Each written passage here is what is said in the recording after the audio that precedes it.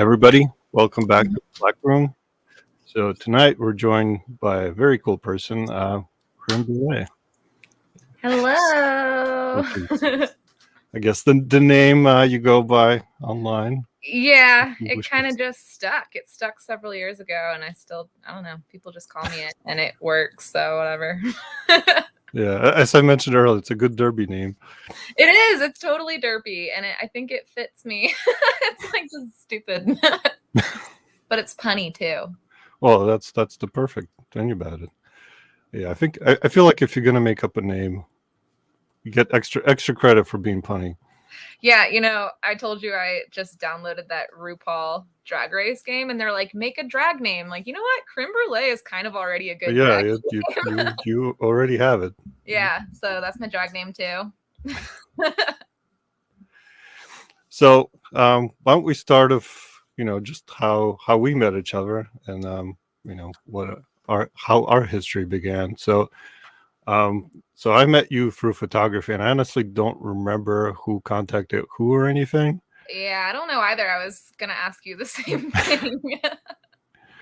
But it was we I think right away it was pretty fun because I think the first shoot was when I came up to your area of the woods in Pennsylvania, and we went up on some trail, I guess, that you knew Mhm. about. Yeah, Bear Rocks Trail. Right. So we were gonna shoot some fire poi, which if anybody doesn't know, it's I don't know how would you describe poi? Poi is like it's a flow art where you have two balls, and in my case, like balls of fire on the ends of chains or like string or something, and it's like a Pacific Islander like traditional dance, and we've white person just commandeered it and put fire on it, and yeah. But anyway, it looks really cool, and I learned it in college, and it was really fun. So yeah. Yeah, And so we were like, okay, let's shoot it at as the sun goes down, because I thought that would be cool. So we're basically hiking up there, as dusk is settling, carrying a bunch of fuel, a bunch of fuel, a some bunch rope. of clothes, some rope. So I'm like, all right, I hope nobody stops us, because like, Yeah. what are you doing? To be honest, I didn't even care. I'm like, this is my neck of the woods. I can do whatever I want. Yeah, I was kind of But like, I assume you got to know the trail better than me, so yeah, I mean, take certainly the people would have been put off if they saw it, but not many people visit that trail.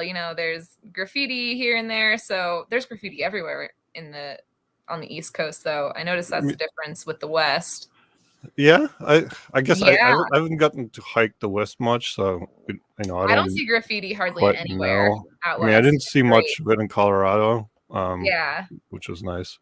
I mean, the most you're going to get for graffiti out here is usually like petroglyphs, which are dope. So, and I don't Yeah, know if I mean, it's, once in a while you see something fun, but yeah, sometimes it's just crap, and you're like, why? I know, yeah. But And it's just like places where like kids hang out to smoke weed and exactly. Yeah. So, like, all my local trails back home, like the one that we went on, that was basically just like the local kids hang out kind of thing. yeah, Yeah. I kind of figured. Yeah. Yeah. So Anyway, we went up there and hauled all that. So yeah, I did pull up some old photos from that, so I figured I'd show so you could get an idea of. So Oh my there's God. That was so fun. That was so long ago.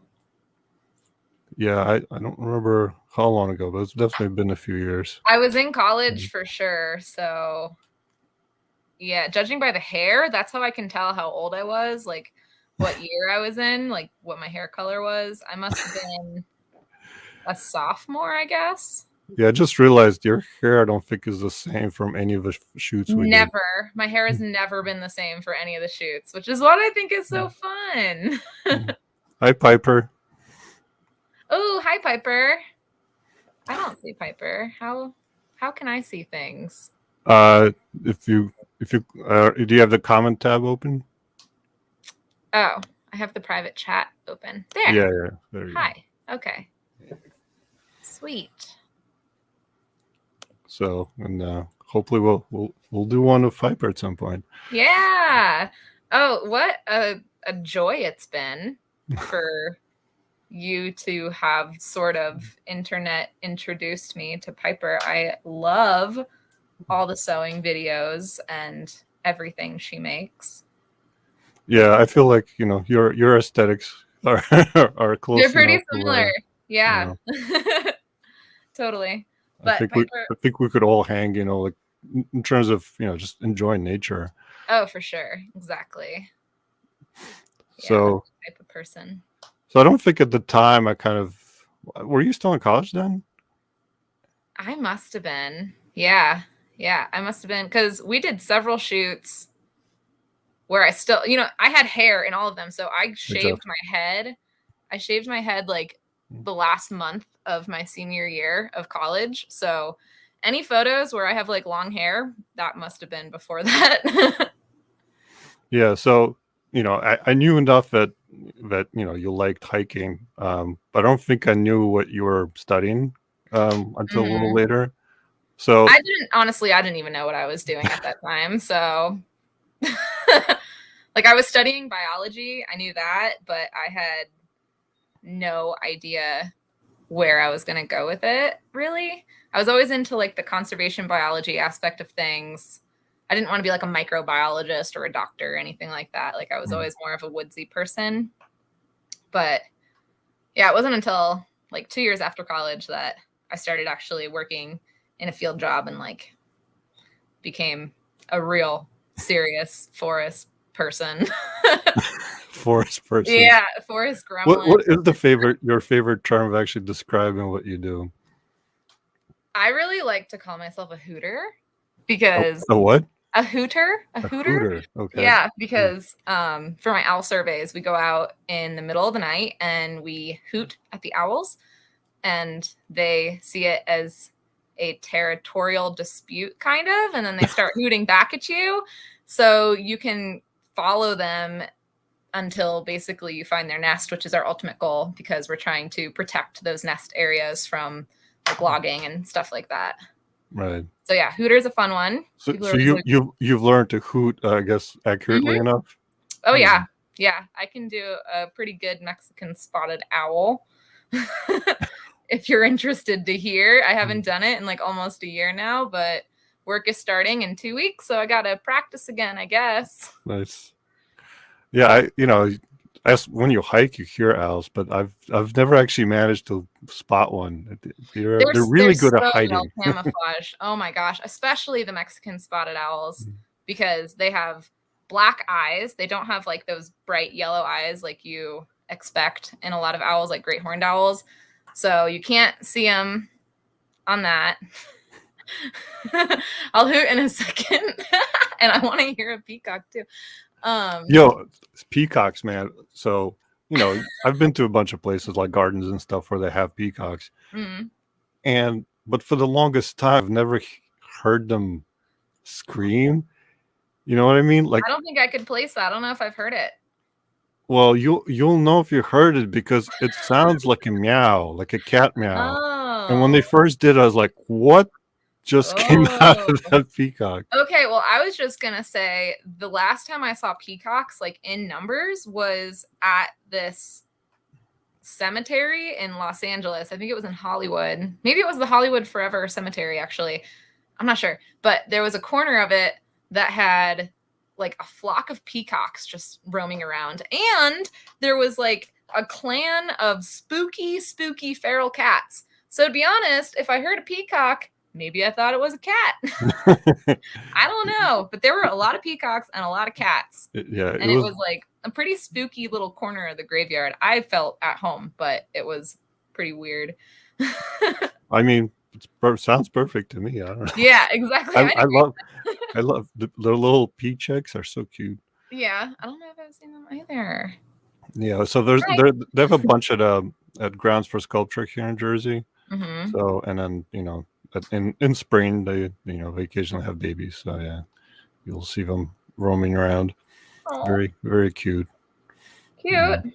And they have some white peacocks too, which are very cool. Yeah. Oh, I've only seen pictures. That's very cool. Yeah, I have a few photos of that. Um, so so how did your career path evolve like out of school? So a lot of it had to do with the herpetology class I took. So I was always into like salamanders and toads and stuff ever since I was a wee child. I was always finding them. And so there was a herpetology course offered, and What I immediately jumped on that. I'm like, hell quick, yeah. what's your favorite Pennsylvania reptile Oh man, reptile or amphibian? Well, or pick one. amphibian? That's so hard. I love so many salamanders. And honestly, when I was a kid, I didn't really see a lot of like reptiles out in Pennsylvania, and I haven't been there during reptile season in a really long time. I know that there are like timber rattlesnakes and things. I've never seen one of those. Yeah, dude, I don't know. Hard decision on the salamanders, man. Like they're all so cool. The thing I love the most about Pennsylvania salamanders is that so many of them are like black and orange, like Mm-hmm.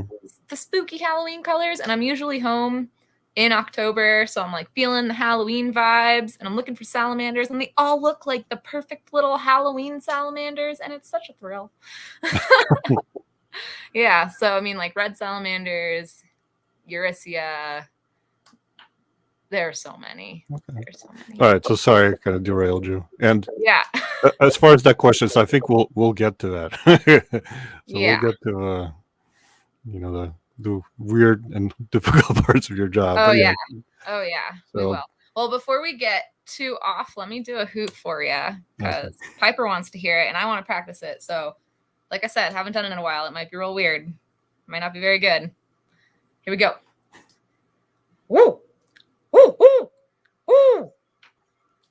Okay. Okay. That's the Mexican spotted owl.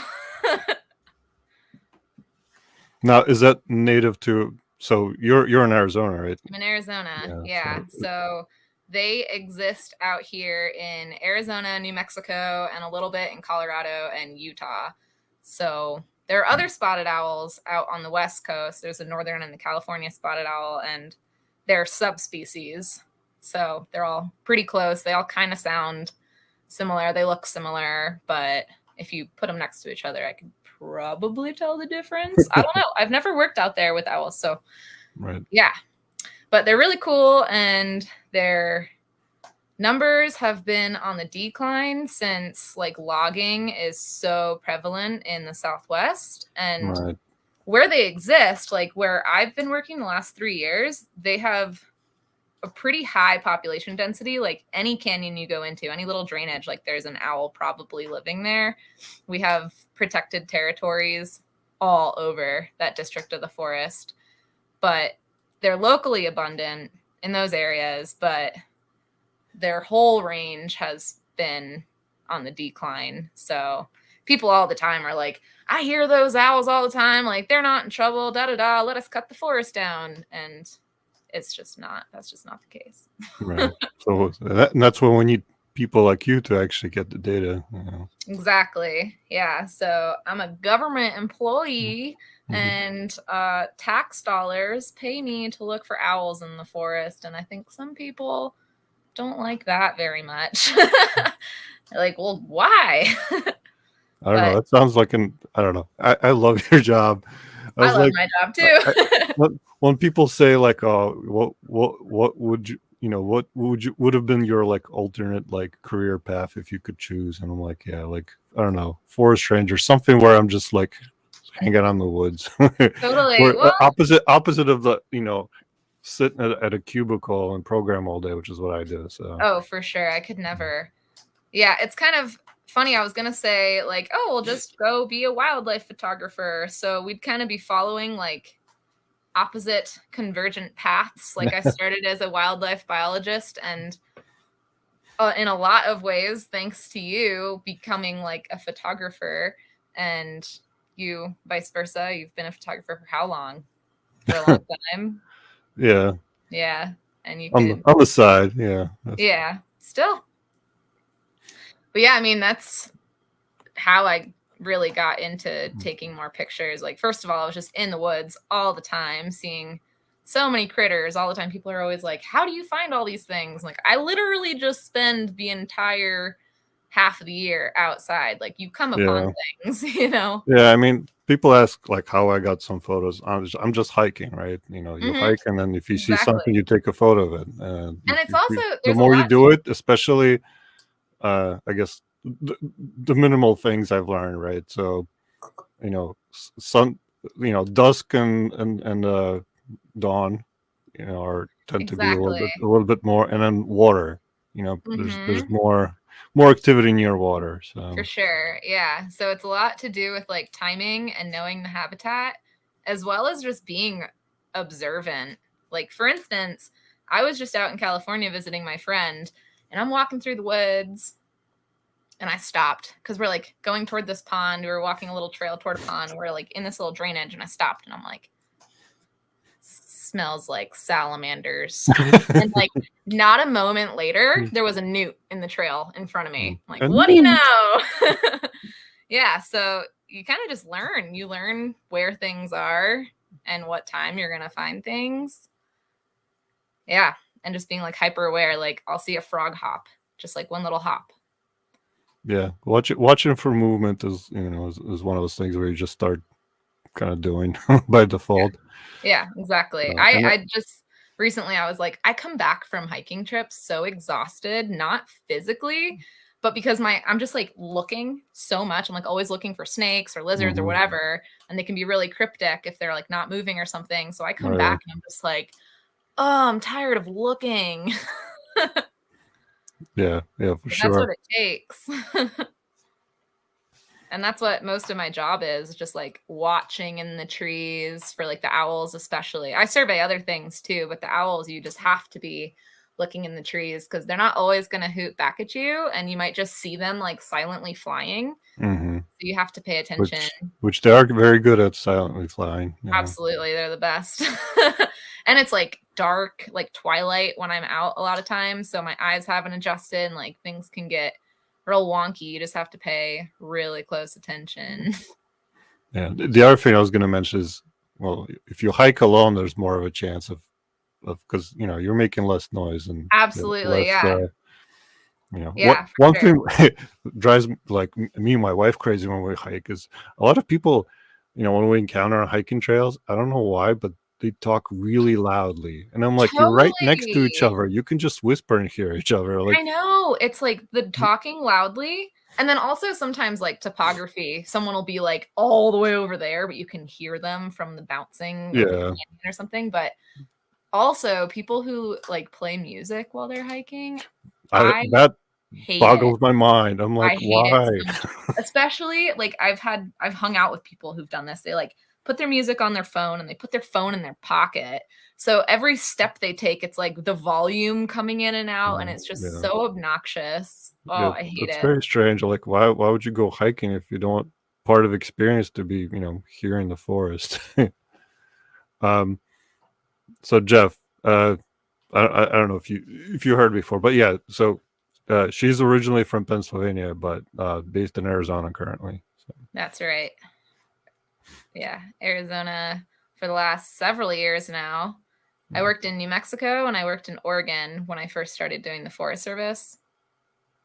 My first job. So in getting to my career where I am today, I guess we can hop back into that. So I like took the herpetology class and I kind of then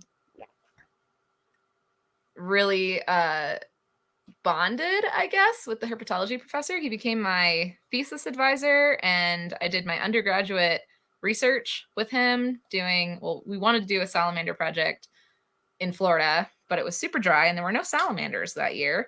So I did a turtle migration study.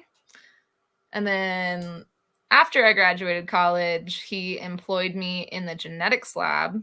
So I was doing like DNA analysis on salamander samples for different students' undergraduate projects. And then after that, I was like, you know what? I'm really sick of living in Asheville. It was just really grating me at the time. I'm gonna get out of here. But my I heard professor, it's a nice place now. Asheville was nice. It I've was never fun. been there, so It is nice and it's like cool and hip or whatever, but like I just wasn't happy. I felt like right, I was just in this like weird towny loop where I'm like, go to work, go to the bar, go home, go to the coffee shop, go to work, go to the bar. I'm like, this is right. stupid. Like, this isn't me. So my professor uh, convinced me to stay and work for his wife's skincare company. She had an all natural skincare shop in Asheville. She still does. It's called C and Co, and it's amazing. So I worked there for a year, and I was like mixing the products. Like, it was a really tiny operation at the time, and she formulated everything herself. So I was mixing the products for her, and then one day, my friend texted me and said, "Hey, I just saw an ad that the Forest Service is hiring on the West Coast." Like, okay, that sounds cool. So I applied for like a bunch of jobs, and the only one I got was this like really low paying job in Oregon doing invasive weed removal. So we're just spending like grueling 10-hour days just like yanking. I don't know if you know what Scotch broom is, but it's this like massive, bushy, invasive plant Mm. that was an ornamental brought from Asia. And it's just like destroying everything out there. It like takes over any open land and it's gross. So we're like yanking those like out of the ground, blackberry, getting stabbed all the time. But it got me out west and away from the city, And outside. and outside every day and like living in a little compound with a bunch of other little forest freaks, and it was fun. And I guess I really took a liking to that lifestyle, so I'm still here. Although I live in kind of in town now. I live outside of town, but this is the first time I've actually lived somewhere for more than like 6 months at a time, because I was just kind of doing forest work in this forest and then overwintering wherever, and then taking another job in another forest, and I've been like bouncing for years. So how does that work? Like, where do you live So, when you do those jobs? so a lot of times the Forest Service jobs will provide housing on site if it's like a remote enough location, which Mhm. I always want the remote locations. So they can't get away with not housing you because there's just nowhere to live. So they have their little like compounds with either like trailers or dormitories or whatever. So I've lived in those for the last couple of years. The one year I got to live on top of this like 10,000-foot mountain in southern Arizona in my own cozy cabin all to myself, and it was amazing. And then I moved in to this tiny little place that I live in now with my partner John, and we've been here for like 2 years now because I decided I didn't want to leave for once. Yeah, that's cool. What, Yeah. what is it like to just kind of living alone in the woods? Um, Almost practically, I guess. it's really fun.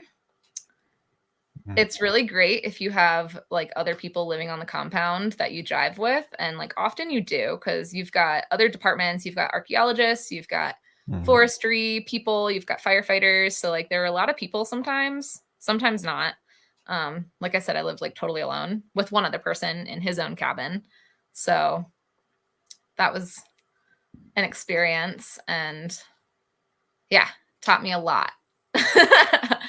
But I used Tinder a lot when I moved out west because I was just like bored and lonely in the woods, and I spent every So day of the week there. So I would like go somewhere else for the weekend and just like hit up people on Tinder and be like, "Hey, okay, I was gonna say I'm Tinder in around." the woods. You're like, hooking up with Well, bears. well, occasionally I did find people that were like in the Not those kinds woods. of bears. So my housing was right next to this campground, and it was next to a couple like really cool waterfalls and a hot spring. So sometimes I would get someone that was like 2 miles away. So I'm like, "I know where you are. Hmm. You want to have a beer or something?"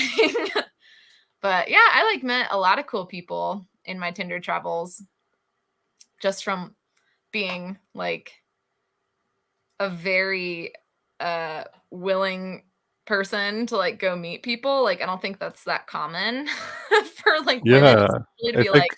"Hey, let's hang out right now." Well, especially for women in those circumstances, I think you hear I guess stories all the time, but Yeah, um, I guess you've managed to find the right people. totally. I've only had like I could probably count on one hand how many actually negative experiences I had from meeting people on Tinder. Like I had plenty that were like, Mm. whatever, I'm never going to see this person again. I don't care. But very few that actively freaked me out. They've Yeah, mostly been cool.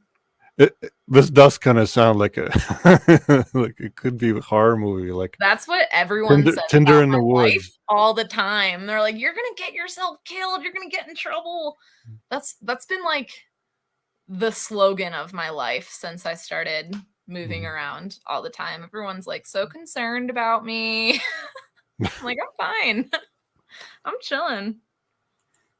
Yeah, I mean, I'm impressed because you do hear occasional like issues, even like on hiking trails. I mean, Yeah. it's rare, so it's not like this is I don't think it's something people need to really be afraid of. But Yeah, I think it's smart to have a knife on you. Or your weapon of choice. That whatever weapon you're comfortable with basically is what you should have. Even if that's just like a stabby stick or something. Like yeah, anything will help if you want a weapon. But it also helped that when I was in like southeastern Arizona, I had this bear encounter. And after that, I told my boyfriend at the time, and he immediately sent me this like massive Bowie knife. It was so big. And it had like a big leather holster. So I just like popped that thing on my belt whenever I went out. And everyone's like, oh shit. She has a giant knife. Not that I knew how to use it, to be well, honest. But I guess point and stab. I don't know, but it's funny. Yeah, like whenever I'll go hiking by myself, like in Northwest Jersey, where like the black bear areas. I mhm. always like, what do I do if I encounter a bear? In which Throw I rocks at never it. actually not I've never seen one on a trail. I've seen one like dumpster diving, but Oh yeah. Yeah, out east I've only ever seen like dumpster diving. Yeah, I know, I know. My parents used to freak out about my reckless travels also, but I think my they mom got has used to just it. yeah, my mom just that's how I've always been, dude, like always. Like back when around the time I met you, I don't think I shot with you when I was in high school still, but No, no, no. that's when I started getting like into that scene though. Like Mhm. the whole way that I even arrived at like modeling or whatever was because I was frequenting the Sterling Hotel in downtown Allentown. Are you familiar with that? Mm, which hotel? The Sterling Hotel, I they had don't a think lot so. of it started out being a lot of just like heavy metal and like tribute bands and stuff like that, but they got a taste for like goth industrial and they realized the crowds that it was drawing and they just kind Mm, of like had a lot of goth shows and like industrial shows. So I started going to those and the interesting. metal That shows yeah, too. but yeah, I never quite. I don't know what the Lehigh Valley goth scene is, but there are. It's I not have. like everyone who played there was from Philly. Like there were no local bands really. Yeah, no, I don't even mean bands, just like people, right? Clubs or Yeah, whatever. it was a Because lot of I people know a coming bunch in of from goth Philly. Well, oriented yeah, so like a people lot of from people there. that you've shot. I think how I found you was because I knew these other girls that were shooting with you, and I think I reached out to you actually. Yeah, it is near Croc Rock. It's like just down the street. It was like the dirty step cousin of Croc Rock. Like it was so anyway, this is where the reckless part comes in. It was kind of like a skeezy area of town. Like there was this club right next to it. And like more than once when I was at a show there, there was a stabbing or something in the club next door. And it was just Mm. kind of weird. So I was going there like as soon as I got my driver's license, basically. So I'm 16 and a half driving down there. And I'd made some friends. So the junior driver's license or whatever. You're not supposed to drive after 11 p.m. or something. So I would just tell my mom, like, I'm going to go stay with a friend. I'm not going to drive home. So she had to learn early on that I was going to be wild. Yeah, I see that. And I think she's come to terms with that. For the most part, she doesn't have to worry about me. Yeah, I mean, you've done well. I So, think. so I want to know, you gotta tell us some stories you've from your field days out there. Okay. Man, there are so many stories. Like, what kind of stories are you interested in? Like wildlife encounters, like Sure. spooky stories? I was Okay. gonna ask spooky, but we can do both, or if you know. Yeah. Fortunately I've never had like too many spooky encounters. They've gone through my head. I've been out in the middle of the woods doing owl surveys in pitch black.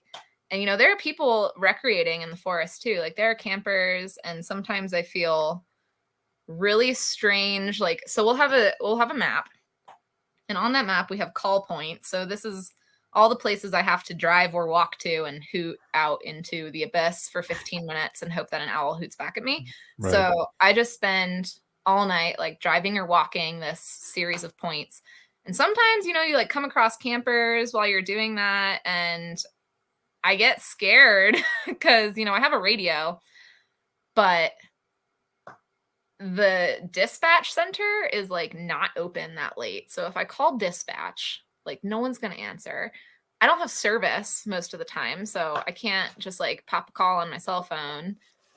So I always have a boss who's like, I'll stay awake till you get back, but you can only do so much if there's a creep right there in the woods with you. So nothing's ever happened, really. I've never been approached by anybody. I've approached other people. That's my strategy. If I'm like gonna do a call point by some people, I don't want to be a weirdo and just I was like gonna say, have you walk scared by people? their camp. Yeah, well, sometimes I do, and I think that they think it's a real owl, but sometimes they'll hoot back at me because they like, either think it's an owl or they know it's a person and they're like playing a joke, and like that fucks up my survey. So I'll usually go up to people and be like, hey, I'm going to be standing over here for like 15 minutes. I'm going to be hooting. Please don't call back at me. Like, you can continue what you're doing, but like, just know I'm over there. Cool. So that's how I go about things. And I haven't gotten into trouble yet. Real quick aside, if anybody likes a spooky story based out of a woods, to an extent.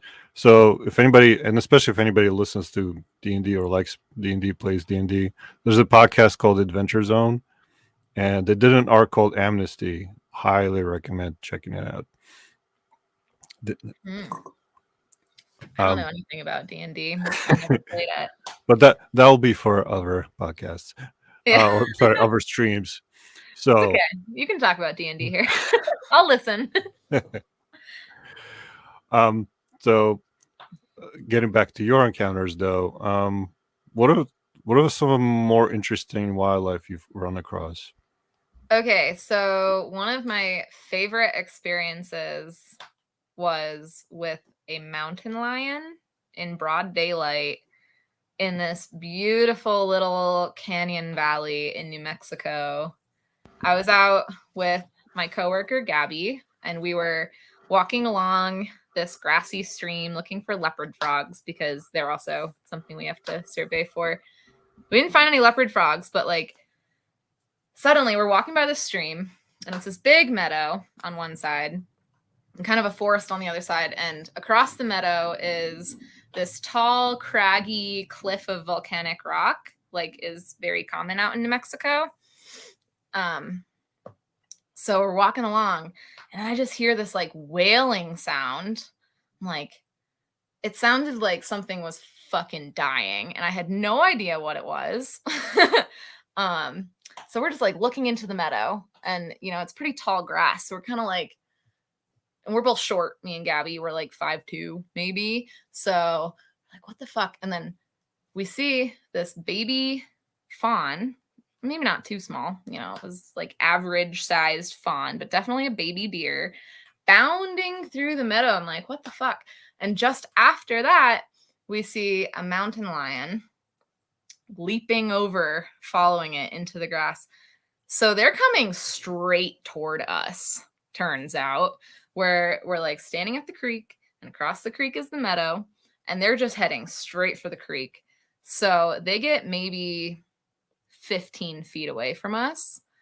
The deer leaps over the creek and goes into the woods behind us. And the mountain lion just stops at the side in the grass. And it stops pursuing the deer. And it looks at us. And me and Gabby, like I said, are like small. And I got scared, dude. Like it was running straight toward us. I fell back. There was like a bank behind me. I fell back. And I quickly was like, no, this is a giant predator. You need to like stand up and like look big. So I like composed myself quickly. And it just didn't do anything. It just stared at us. And then it slowly turned around. And it started sulking back across the meadow every now and then, like looking over its shoulder at us and hopping back across the meadow. And then it crawled up the volcanic rock cliff and it disappeared. And that's the only mountain lion I've ever seen. And it was very close and very clear, being in like broad daylight. A lot of people have like night encounters or like see them crossing a road or whatever. So yeah, that shit was spooky. But yeah, nothing too crazy happened. I'm not sure what the sound I heard was. I don't know if I heard both the deer and the cat, because it was just like such a wild sound. Like I don't know what the fuck that was. So to this day I have no idea. It was kind of shocking. Did you have a knife on you at that point? I did not have a knife on me at that point. No. I might have had like a little pocket knife or something, but yeah, good luck. Yeah, that probably won't do. I'm not sure I could have like grabbed it in time either. I really need to do some like knife training or some fighting training or something, because I don't think I would have the reflex for that. And I don't carry a knife on me often enough that I'm like, haha, got it, reflex.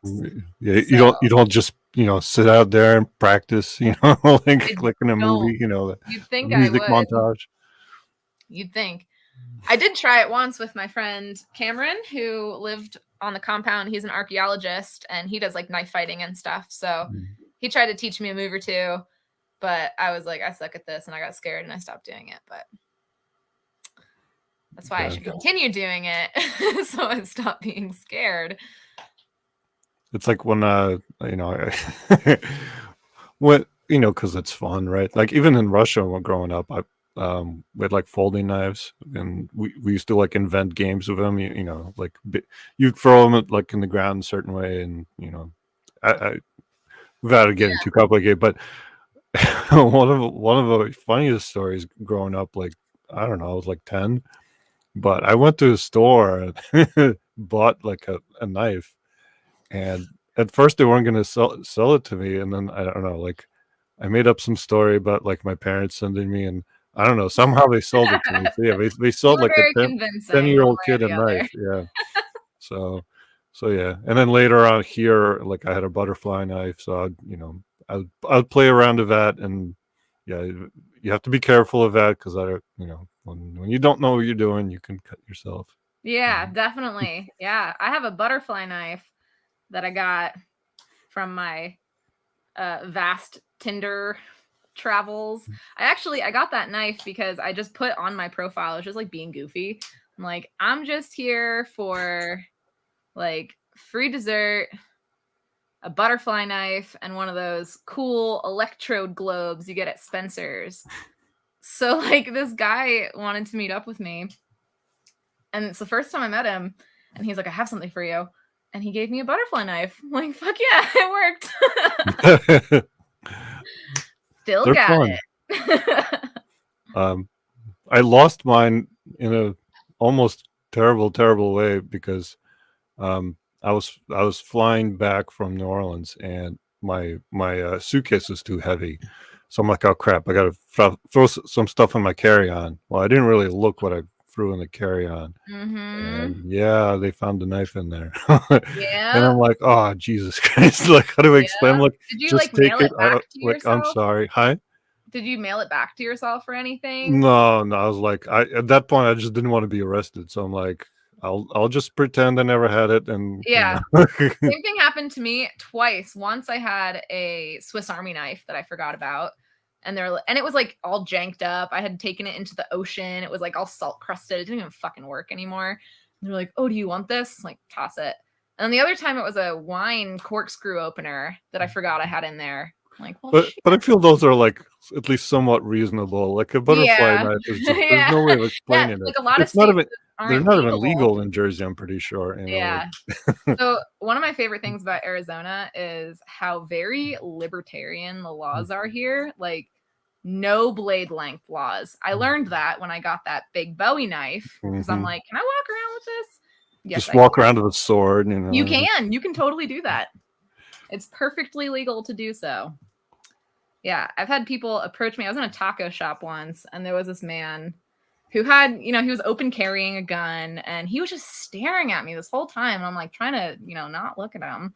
But he eventually approached me and he's like, "Man, I'm from New Jersey, and you see people with guns all the time, but not a girl with a knife like you. Like, that's Arizona. Wild West, baby." Like, yeah, dog. yeah, I don't know. People with guns would generally kind of disturb me, but again, Yeah, I'm like, I'm why not do you used to need that? living in an area where that would be normal. It's But pretty normal out here. I see oh, I guns know. I've all the time. Arizona is an interesting state. Yeah. Mm. See, Wild West. I like less. I don't know. Less modern weapons, I guess. It was funny. Yeah. I always wanted a bow, so Yeah. when I was this was already here, but I was like, I don't know, 13, 14, and at one point I convinced a friend of mine. We were just riding around bikes. We rode our bikes like I don't know, like 20 miles to like way to like a couple towns over because there was a sports authority there. And once again, I went there and I'm like, yeah, I want to buy this bow, and they sold it to me. So I wrote I rode back I didn't know how to carry it. Like I stuck it like in my pants, like in the like on my back, and so it was Did you shoot it? yeah. So I built a target at home, Nice. and I would shoot it, and of course I'm an idiot because I lived in a townhouse. It's like a bunch of townhouses, so Yeah. I set it up in the back. And when I miss a target, it would just fly right across like Uh-huh. everybody's. Uh-huh. Uh, Dude, I so wonder yeah. that all the time about golf courses. Like, how do they not just constantly smash people's windows? Oh, I'm sure they do too. How is that I not like guess a they try to lawsuit? be somewhat, away from the I green, get but no. When I was just driving down through Phoenix, like the land of golf courses, like it's just golf course road. No barrier, nothing. Like you're just relying on the skill of the golfers, I guess. or maybe yeah, maybe that's that's risk and benefit of I guess living in a golf course or the trade off. So I guess, but I'm just driving through, dog. Like I don't want to get my window smashed. by the way, another quick story on bow and arrows. So I wanted to use an arrow for a shoot, and the arrows I had were just practice arrows. So they're they're not edged. It's just pointy. Hmm. So I want I buy a broadhead hunting arrow or tip, and so I used it for a shoot. And then I was kind of had the arrow kind of just laying on the side, and at one point I guess it dropped, and I stepped on it. No. Boy, those things are really sharp. Yeah. I've never bled so much so quickly. Whoa. um, but I just quickly wrapped it with whatever I could, and ended up not getting stitches or anything. But um, yeah, don't do that. Don't step on hunting arrows. Noted. My boyfriend is a bow hunter, so good thing to keep in mind. Yeah, he probably doesn't leave him just laying around. He does not. He is very well organized and keeps his weapons secure. So I was curious. I think he, if I remember correctly, he runs an ethical hunting business of some sort. Indeed. Yeah, he does. So he just started it like in the last year or so. If anyone's interested in hunting in Arizona, hit me up. We got all kinds of stuff. So yeah, he's really he's been into hunting and foraging like forever. So, and most of what we eat is either wild game or other things that we've foraged. Like we'll go to the grocery store and get vegetables and stuff, but I almost don't ever buy meat or anything. So it's a lot of elk, a lot of deer, a lot of javelina and things like that, which a lot of people don't know about javelina, let alone that you can eat them. I don't know what javelina is. Yeah. Do you know what a peccary is? A what? Peccary, like Oh. in South America. They're like these hog looking animals. They have like the body shape of a hog, but they're not related to pigs at all. And yeah, they're from like South America, Central America, and the javelina are moving north in recent years. So yeah, I don't know if it's like climate change or what, but Interesting. Okay. yeah, they're pretty cool. Yeah, they just kind of look like feral pigs and they're weird and they grunt around the desert. And yeah, so John hunts them. You can make a good barbecue with them if you're into that kind of thing. Yeah, I was curious how you kind of reconcile just love of wildlife and hunting. But I guess when you're doing it where you're using it for food and it's not not a species For sure. in Yeah, danger. even if it like so first of all, the species that we work on, like you're never going to hunt those because they're protected. That's why we're working on them. So like that's not a conflict of interest. I think personally, I think it's perfectly natural for animals to eat each other depending on their, evolutionary life history. So I just have accepted that. I don't appreciate agricultural like factory farm and stuff like that. Like that's not natural, that's not cool, but like not only am I just like generally accepting of like humans eating animals, but especially out here, elk for example, the elk that we have in Arizona, and there are a lot of them up where I'm working, like it's scary to drive the roads at night because they're just like fucking massive ungulates in the middle of the road and like they'll Yeah, kill you if I've you run into them. we've So we've we've encountered them in Colorado, and oh my god, totally, yeah, they're they're huge. Like you will die. massive, and they and You'll they die. and they know, so they'll just slowly cross the road because Yeah, because it they're feels like they know out you there. have to watch for them, and rather than Exactly. they have to watch for you. Right. So speaking of Rocky Mountain, so the elk that we have in Arizona now are the Rocky Mountain elk, but the native elk that we used to have are no longer. So the native elk were smaller and there were less of them. So the ecosystem was more or less more in like equilibrium. But now we've got these like fucking massive animals and more of them. And then you add that with like all the cattle grazing in our forest, which is really weird. Like from the East Coast, I never knew that was a thing coming out west. And there's just fucking cattle in all the forests, which I'm not down with, which I'm very vocal about. That's so I've run into that once. There was a place in Vermont where we go hiking, and um, that particular area was privately owned, but they opened it up for people to hike, and was actually made it a very welcoming place. But yeah, their cows just kind of grazed, and so so when the first time I kind of ran into a cow just in the woods, I was like, what the very especially Yeah. again for an a non-rural person who isn't used to cows in any environment. That was Oh yeah. very Well, I funny. grew up with cows. Cows are no stranger to me, but I didn't like them in the woods. Damn it. Like I understand we used to have like bison all over this area, so cows sort of assume a similar ecological niche as the bison would have. So like I'm not 100% against cattle grazing in general. I could go real into this actually, but I'm not very articulate in it. So anyway, I'm not against cattle in general. I just don't think they should be like in the densely wooded areas that I often find them, where they're like trampling the vegetation in these like what once were beautifully lush little valleys and little floodplains where there used to be streams that would kind of just collect water, and we had these wet meadow ecosystems. But now with the cattle and with these non-native elk that are larger, they eat more, they're heavier, there are more of them, like together they've just like destroyed our riparian ecosystem, as well as people overtrapping and ultimately extinguishing the beaver in the areas that I've worked. No.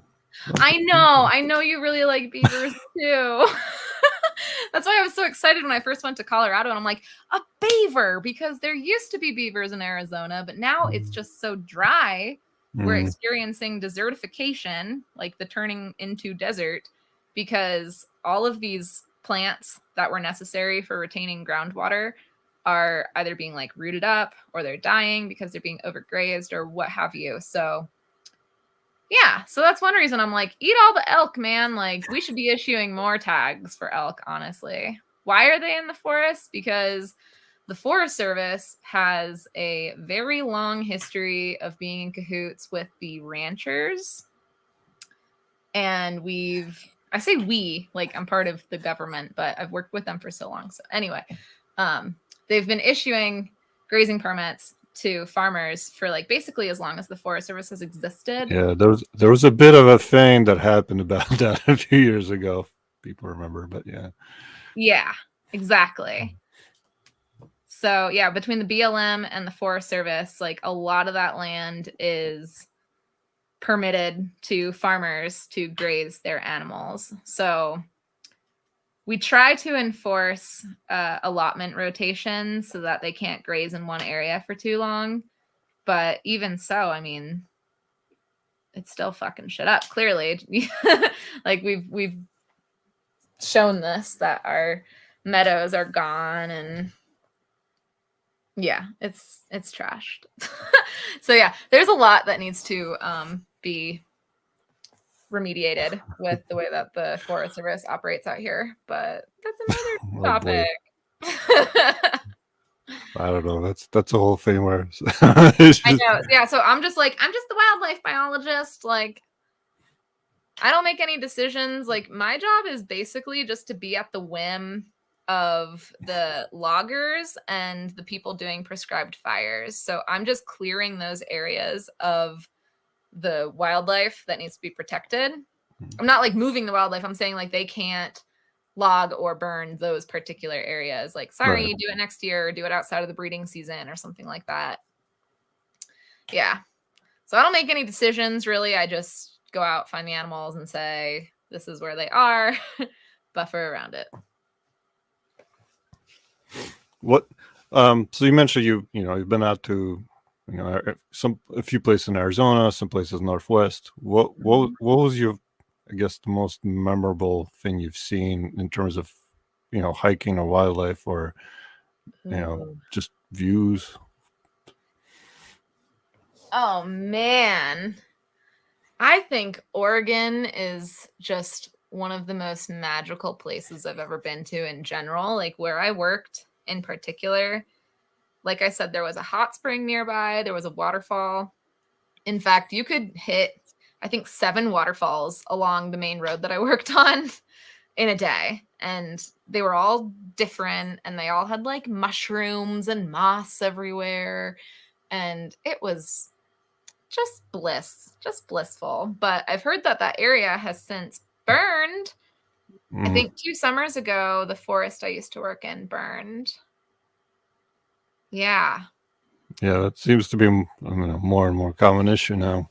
I know, and Unfortunately. I'm thinking I'd like to get back up to the Northwest just because I want some moisture in my life.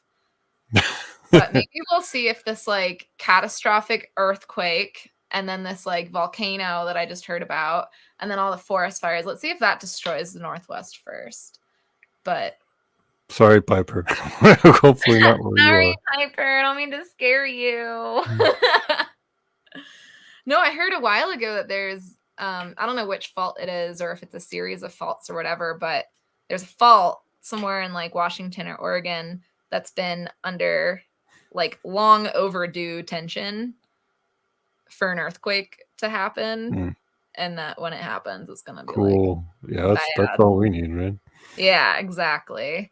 Um yeah, I think a lot of like weird roadside stuff that I've seen has been really fun. I do a lot of road trips between jobs and then like in my off season, I'll just drive around, go to Pennsylvania, go visit home or whatever. One of my favorite places on my drive home once was Uranus in Missouri. I wasn't looking for it. Like this is how all my best travel stories come. Like I'm not looking for it. I'm basically just driving aimlessly. Like when I do a road trip, I'll have some points I want to go to. I'll usually try to like camp in a national forest each night now that I've learned that that's totally free and it's amazing. It was an amazing realization to make, to realize I can like drive across the country and just camp in forest for free and not Right. pay anything. But yeah, so I'll just like kind of loosely piece together a route, and sometimes I end up with a day in between where I'm like, I'm just gonna drive vaguely northwest and then like correct myself whenever I deem It is ready. a fun way to discover things, Yeah, it's been for so sure. fun. Like Uranus was really weird. It was just this it was this like strip mall on the side of the highway. It was an exit. It wasn't a town or anything. It was just a strip mall, and it had a fudge factory, an escape room, and a freak show. It had a fucking freak show, which apparently used to be a strip club. So I went to the freak show, obviously, and Obviously. so there was like this like fully tattooed person with like cheetah tattoos, and this is in the middle of fucking Missouri. Like there's Right. nothing near Uranus. So this person was a sword swallower, so I watched this sword swallowing performance. They had a lot of taxidermy of two-headed animals and things like that. It was great. It was a great thing to come across. So yeah, you might have missed that earlier. How you go in the woods? Yeah, you are in the woods all the time by yourself, but All the what time by we've myself. learned is you carry a knife, and that's Yeah, sometimes, yeah. sometimes. Occasionally I'll have a boss who's really concerned with safety or something, and they're like, only go out in twos, which sometimes is nice, but if you actually want to get ground covered, then you gotta split up. So I'm Right. comfortable at night by myself in the woods for the most part. I've gotten really good at not really But good, not really good, but I've gotten pretty good at car troubleshooting. Like if I'm out in the deep woods and yeah, like the if big if car you're out won't start, by yourself all the time, yeah, yeah, I've that's had to get never myself out of deep mud. I've had to get myself like off of high centered boulders, all kinds of shit. Countless flat tires. The back of the hitch of my truck fell off once while I was driving. So I'd like get a rig that on with some bungee cords and some P string and P cord. Yeah, I've learned a lot. I've learned more in the last couple years in the forest than I ever could have learned in school. That's for sure. But by the way, if for anyone who has not, done overnight hiking or lives in a rural area, um, forest at night is really fucking dark, It's dark and it can be scary. Any little noise. You're like, and what? there are definitely noises. Yeah. Yeah. Yeah. On that trail that you and I did that first shoot, I was hiking that once by myself for Well, whatever reason. I think when we were coming back and it was already dark, and we heard I remember hearing some kind of We noises, and heard I'm like, that like weird, like growling sound or something. yeah, and I'm like, I I don't know don't what know what that that is. is. I've never figured it out. And it was like Mm. ground level, right? Yeah, It yeah. didn't sound like it was coming from a tree or anything. Yeah. No idea still. But yeah. One of my other favorite like roadside travel encounters was when I was driving from Northern California to New Mexico to start a new job, and it was April. And I had planned on going down through the Sierras and going to Yosemite and then scooping down through Death Valley and taking a little desert trip. But stupid me, I didn't even look at the weather forecast. I don't know why. It was like early April. Turns out it's still blizzarding in the Sierra Nevadas in April. I know that now, but I had no idea back then. So I'm like driving from Tahoe. I'm driving south from Tahoe, and there's like a tire chains restriction going over this mountain pass.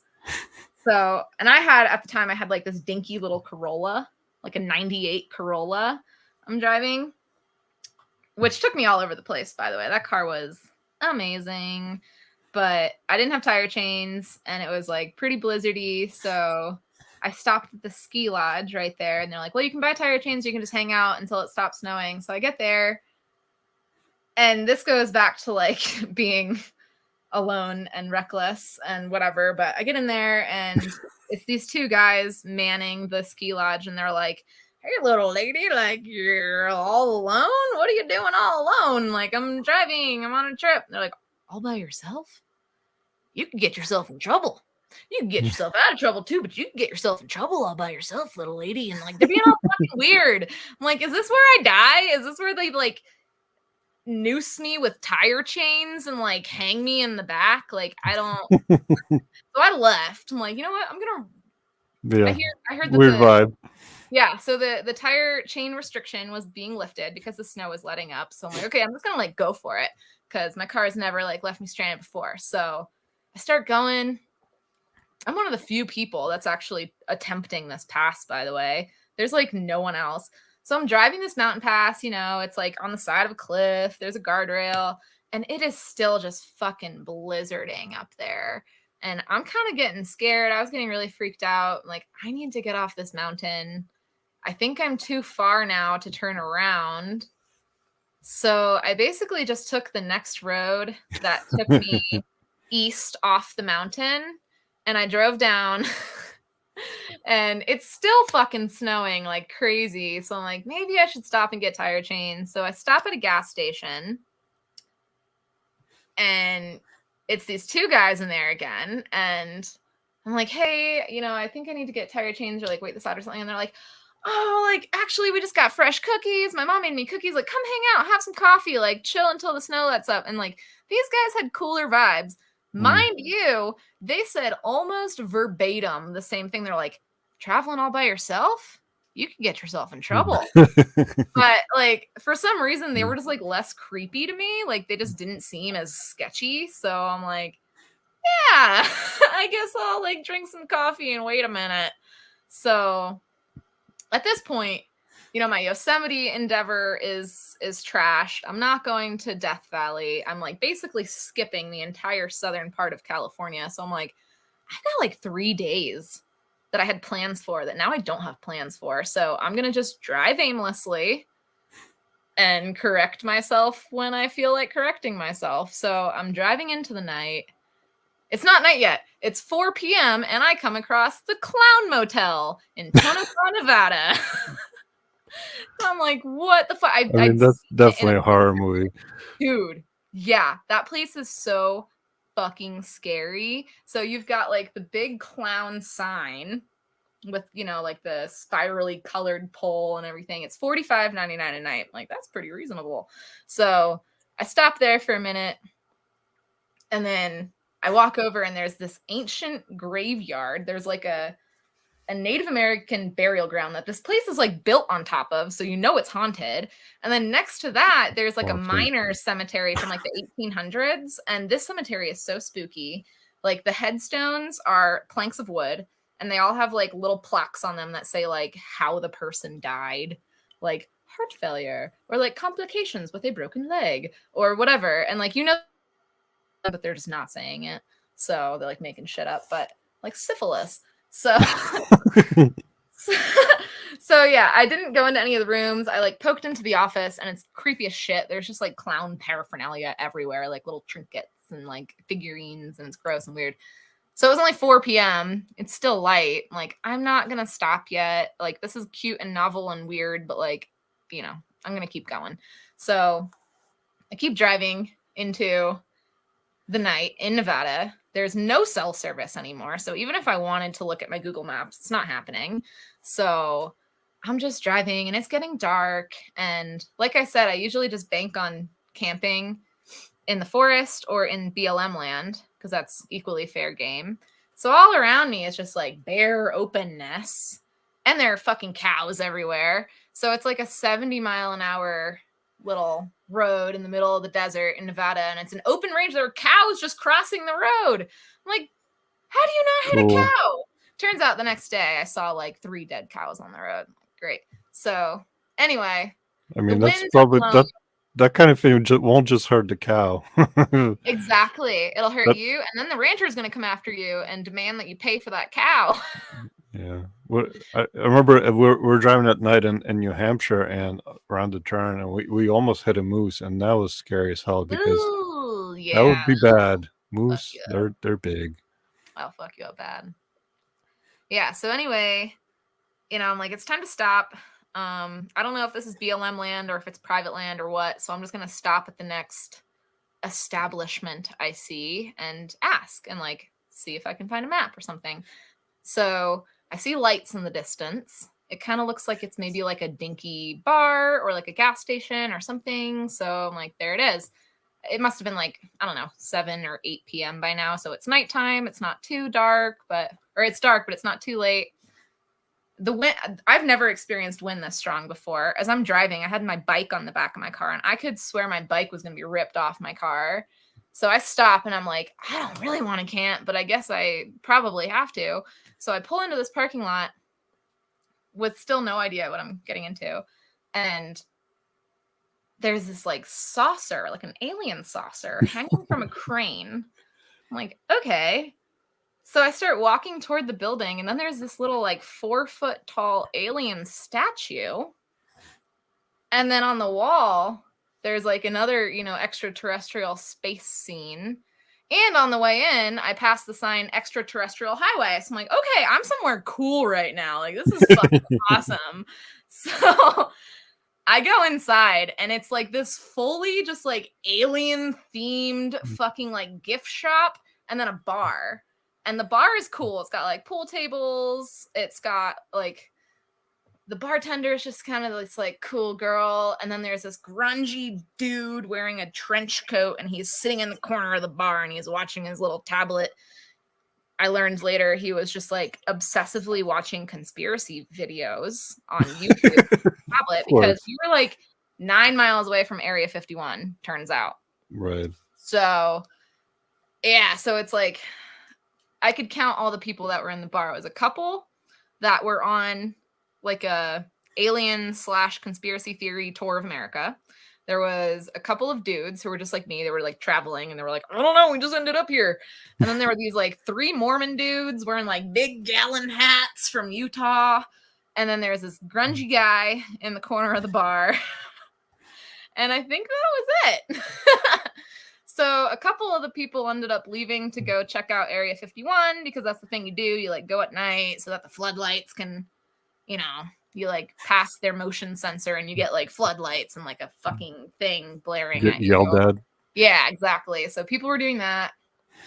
And I'm just like, hey, is this BLM land? Can I camp out there? Like, honey, you could, but we're a hotel and we're also $45 a night. I'm like, sold. I am in.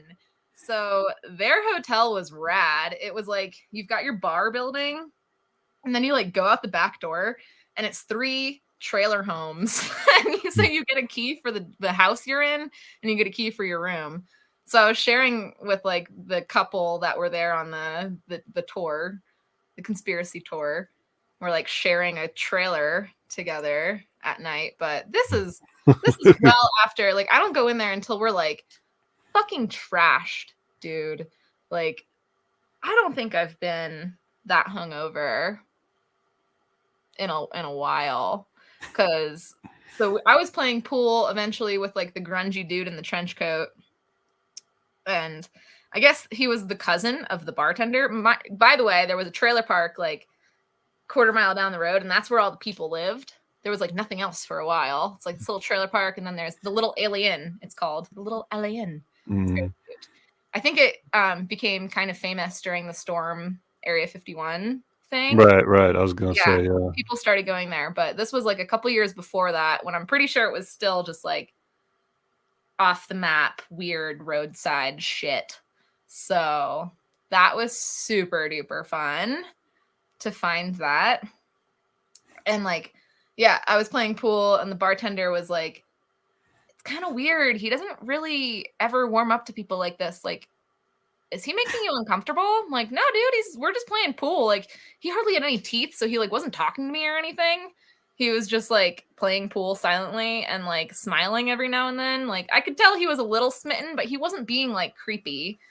So anyway, it was just like me and this guy. The Mormon guys left, and there were like two other dudes. So she's like, you know what? We gotta like wild things out. Like, you guys seem pretty fun. I'm gonna call my cousin over here.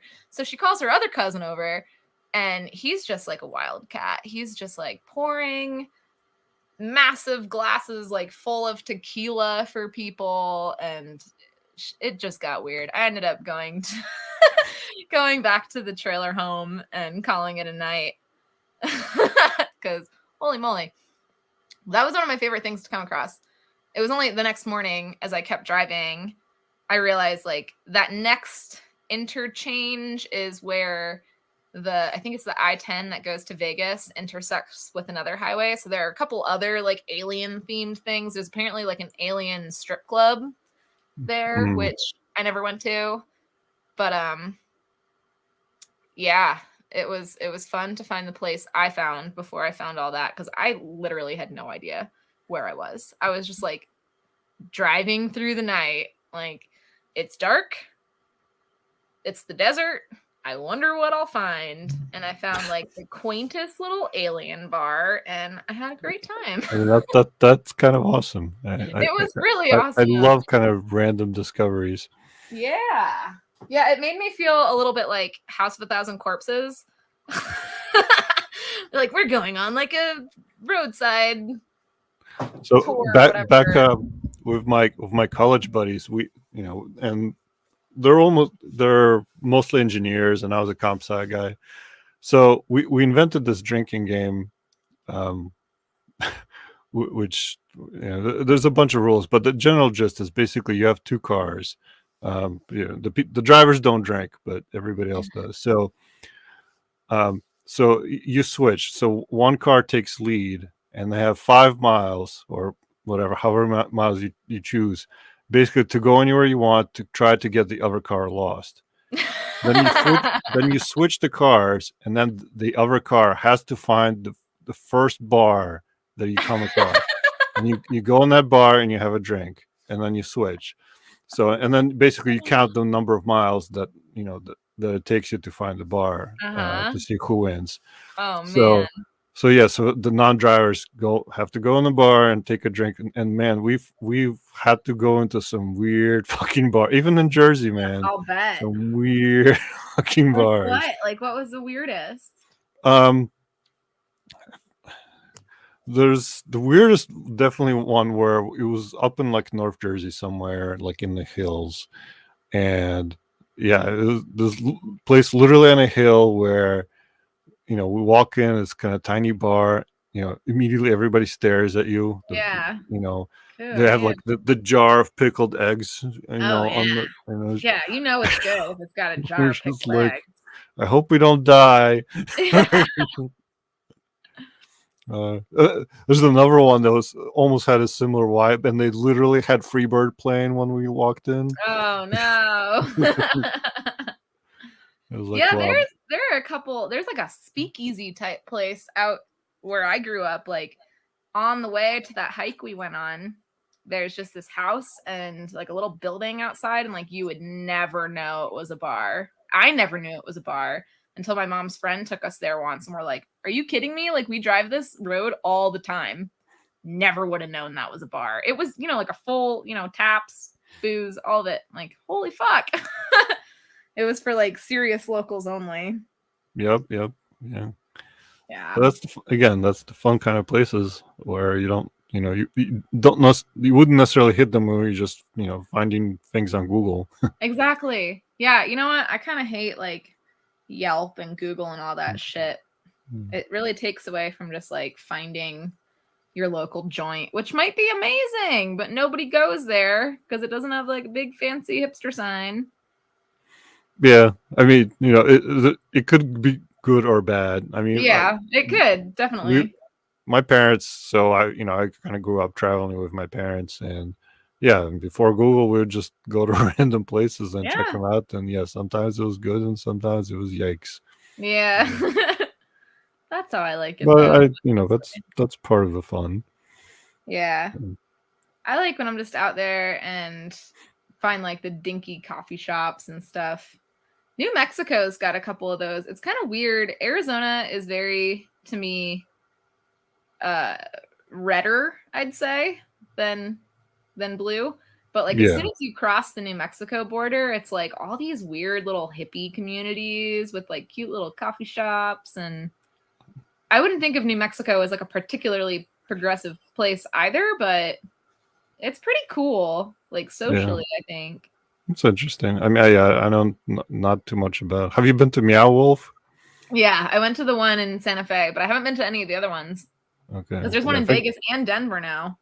Oh wow, so because I knew there was one in Albuquerque, I didn't know about the others.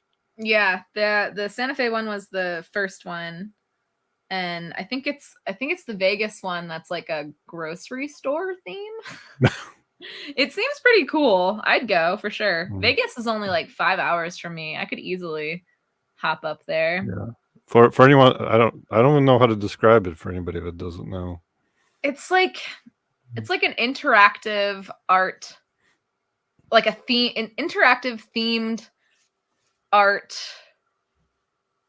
walkthrough kind of place.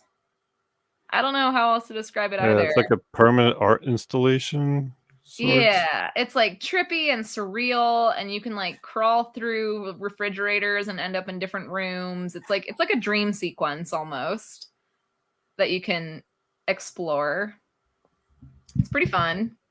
I didn't like how many children were there. They have Oh concerts there. yeah, that takes it away a little Yeah, bit. I've thought about going to concerts because they're like 18 plus, first of all, and then there are going to be Mm. fewer people there just out of necessity, I think. So, yeah, that'd be cool. Because I think at shows you're still allowed to like roam the premises. Yeah. So speaking of shows, I do want to get to music a little bit. Oh, yeah. Um, if you guys want to check out, you do have a bunch of public playlists, I believe, on Yeah, Spotify with actually, under the same name. I want to make more. Let me pull them up. Let's see if I can like if you just look up my Spotify name, which is maybe Krim Brulee. How do I even find my info on here? No, it is the same name. I can say that Oh yeah, much. it is. Okay, yeah. Creme brulee. I'm gonna make more playlists public too. I've been working on a lot lately, actually. Um, I've got some metal playlists. I've got some like gothy dance playlists. I've got some like folky, dark, acoustic kind of stuff. Yeah, I've been having a fun time building these lately. I'm making like a sludge playlist.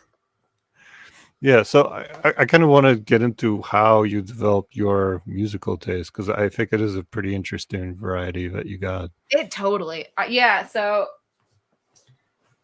the very first metal album I ever owned before like fourth grade, I was all about like boy bands. I had a stint into like 80s like Billy Idol and stuff like that. But then my dad had one of those CD catalogs. Do you remember those from like the mid 2000s? Yeah, yeah. You'd get like a subscription to this like CD catalog thing, and like every month you can pick 10 CDs or whatever, like latest releases or whatever. It's like a way to discover new music. And my dad's really into music. He has pretty cool taste. He was into like Butthole Surfers and Primus and stuff like that. So, and he would allow me and my sister to pick like one or two CDs each. That's So my cool. very Okay. first metal album, which I had no idea what it was, I just was picking albums based off of their titles and album covers, was System of a Down, Toxicity. Okay, So, that's a pretty good start. dude, yeah, and I got that in fourth grade. So Oh I wow. was listening to that shit every day before school, every day. My mom kind of liked it. She didn't actually like Darian's voice. She liked Serge's voice. So she could listen to like Serge heavy songs, but she couldn't listen to like Darian heavy songs.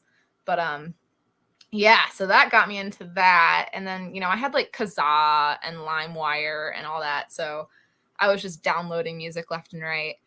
And then I met somebody on Neopets. I was like really into Neopets back then, and they had like chat forums and whatever. And there was this person on there who would just send me music files all the time. Like we would like IM chat and we'd do like the peer-to-peer file sharing, and he would just send me songs. So he was really into like goth rock and industrial. So he's the reason I got into, like, I started with like Bauhaus and Susie and the Banshees and Sisters of Mercy and Skinny Puppy. And from there, it kind of just like went off. So by the time I was talking to him, I was maybe in 7th grade, perhaps. I also went through like a Slipknot phase and stuff in 6th grade. System of a Down got me there. Sure, it's understandable. Yeah, there was this program. It was like the Yahoo Launch Player. It was basically Pandora, but for music videos. So I would plug in System of a Down and just get like all of these music videos thrown at me, which at the time was extremely novel. It was like having VH1, but like more curated. It was amazing. Yeah. So I learned a lot of music that way. I had my Evanescence phase, super into Evanescence in 6th grade. Yeah. And so by like 8th grade, I was like full goth, dude. I was wearing like chunky ass combat boots with buckles and all that, and like just listening to like goth rock all day, walking to the cemetery. And I think it evolved from there with this same person. He sent me some Opeth tracks. So okay, Opeth kind of took me into the metal a little bit. And then at the same time as that was happening, I was going to the Sterling Hotel. So I was learning music that way and meeting people there. And then I met this group of friends that were really into like sludge and stoner metal. So then I started with like Neurosis, Acid Bath, Electric Wizard, nice, all that kind of stuff. So that was like high school. And yeah. You already got into so many cool bands by high school, which is definitely not the case for me. It took me a few more years to figure out what were you listening to in high school? Well, so in Russia, I didn't really have, music exposure to Western music exposure at all. I told the story on an earlier stream, but my first real love, when I went to summer camp here, and the kids that I was kind of, bunking with, they were really into classic rock, but they're really into Floyd. So Floyd was like my first, still, my one of my favorite bands of all time. Totally. So that kind of drove a lot of a lot of my taste going forward. But I was still mostly mainstream until it got to college, and then college is when I kind of discovered goth and industrial and all sorts of stuff. And then I got into metal a little bit later, when through Floyd I got into Porcupine Tree, and Porcupine Tree, through that I got into Opeth, and Opeth was my gateway drug into like extreme metal. Opeth is the gateway drug. It is absolutely the gateway drug. Yeah, because the first Opeth songs I heard were like Window Pane was one of the very first tracks I heard, and that's like, not heavy at all. That's a very weird, like proggy kind of quiet. Yeah, even early on, they'll have very proggy moments. Yeah, certainly. Yeah, I remember actually my dad was driving me to a Cyclone 9 show at the Sterling Hotel, the one I told you about. Right. And he was dropping me off when we were listening to music, and I played that song, and he was like, "Is this Opeth?" And I was like, "Dad? You know Opeth?" Yeah, and so that was a really cool moment for us. And what was really fun was like at the end of the show, I was waiting for him to like pick me up, and I turned around like about to leave, and like he was inside watching the show. I'm like, oh, like he was curious and interested. And that's cool. He's just always into like weird new music. He's very curious music wise. His latest music that he's turned me on to. It's his favorite radio show on Kansas Public Radio called Retro Cocktail Hour. He just texted me and he's like, "This is my new favorite program. Listen to it." And it's quite fun. It's like very whimsical, weird, psychedelic, like old vintage cocktail hour shit. It's fun. Jazzy. Interesting. Yeah, I think it's cool when you can share that kind of moment with, between parent and child. Yeah. Hoping I'll have that with, our son. Absolutely. Yeah, my mom, she's like a huge Pink Floyd person too. So I got into that at a young age. I was always listening to Pink Floyd. And she likes cool music too. She really is into Metallica. And we were all going through a Coheed Cambria phase once back in high school. So my mom she was really into it. So yeah, she gets down with the heavier stuff too. Yeah, they both have cool taste. I am fortunate that I wasn't surrounded by, like, no offense to anyone who is into this kind of thing, but like I didn't grow up with the Beatles. And I'm kind of glad I didn't grow up with the Beatles like so many people do. Which, I mean, Beatles were like the one like Western band that I basically knew in Russia. So Yeah. you could say that was my first. And I like the Beatles, but I don't. Yeah. I don't know if it necessarily shaped the rest of my music interests. Well, I'm glad I started listening to the Beatles later because, like, I don't hate them or anything. I think they have some really fun, cool stuff, but I'm glad I kind of discovered that on my own versus, like, growing up and just, like, liking it by default. Because a lot of it I don't think is very good. Well, Not sure. my taste, at least. How did you get? Well, I guess you mentioned somewhat, but how did you expand into more extreme metal? It's gotta just be from the Sterling and Croc Rock mostly. I just went to so many shows as a kid. And as a kid, I mean, like 16 to college, I was like going to a lot of shows in Allentown and Philly sometimes. So yeah, I mean, I was exposed to the mosh pit at a young age and I liked it. So I just kept kind of like seeking out those shows. I wish I would have kept better track of bands I've seen because I can't fucking remember most of them. Some people think like Jeff that was on earlier. He has a really good show memory, and I don't. We've seen a bunch of shows together, and I kind of remember more or less who I've seen, but like I don't. If you ask me to recall a specific show, I have to really think about it. Yeah. But on that note, what would you consider a couple of your more memorable shows? There's so many good ones. My most recent fun memorable show, which is like kind of a plug, is the Fire in the Mountains Festival in Wyoming. I had such a blast at that show because it's an outdoor festival in this gorgeous area outside of the Grand Tetons.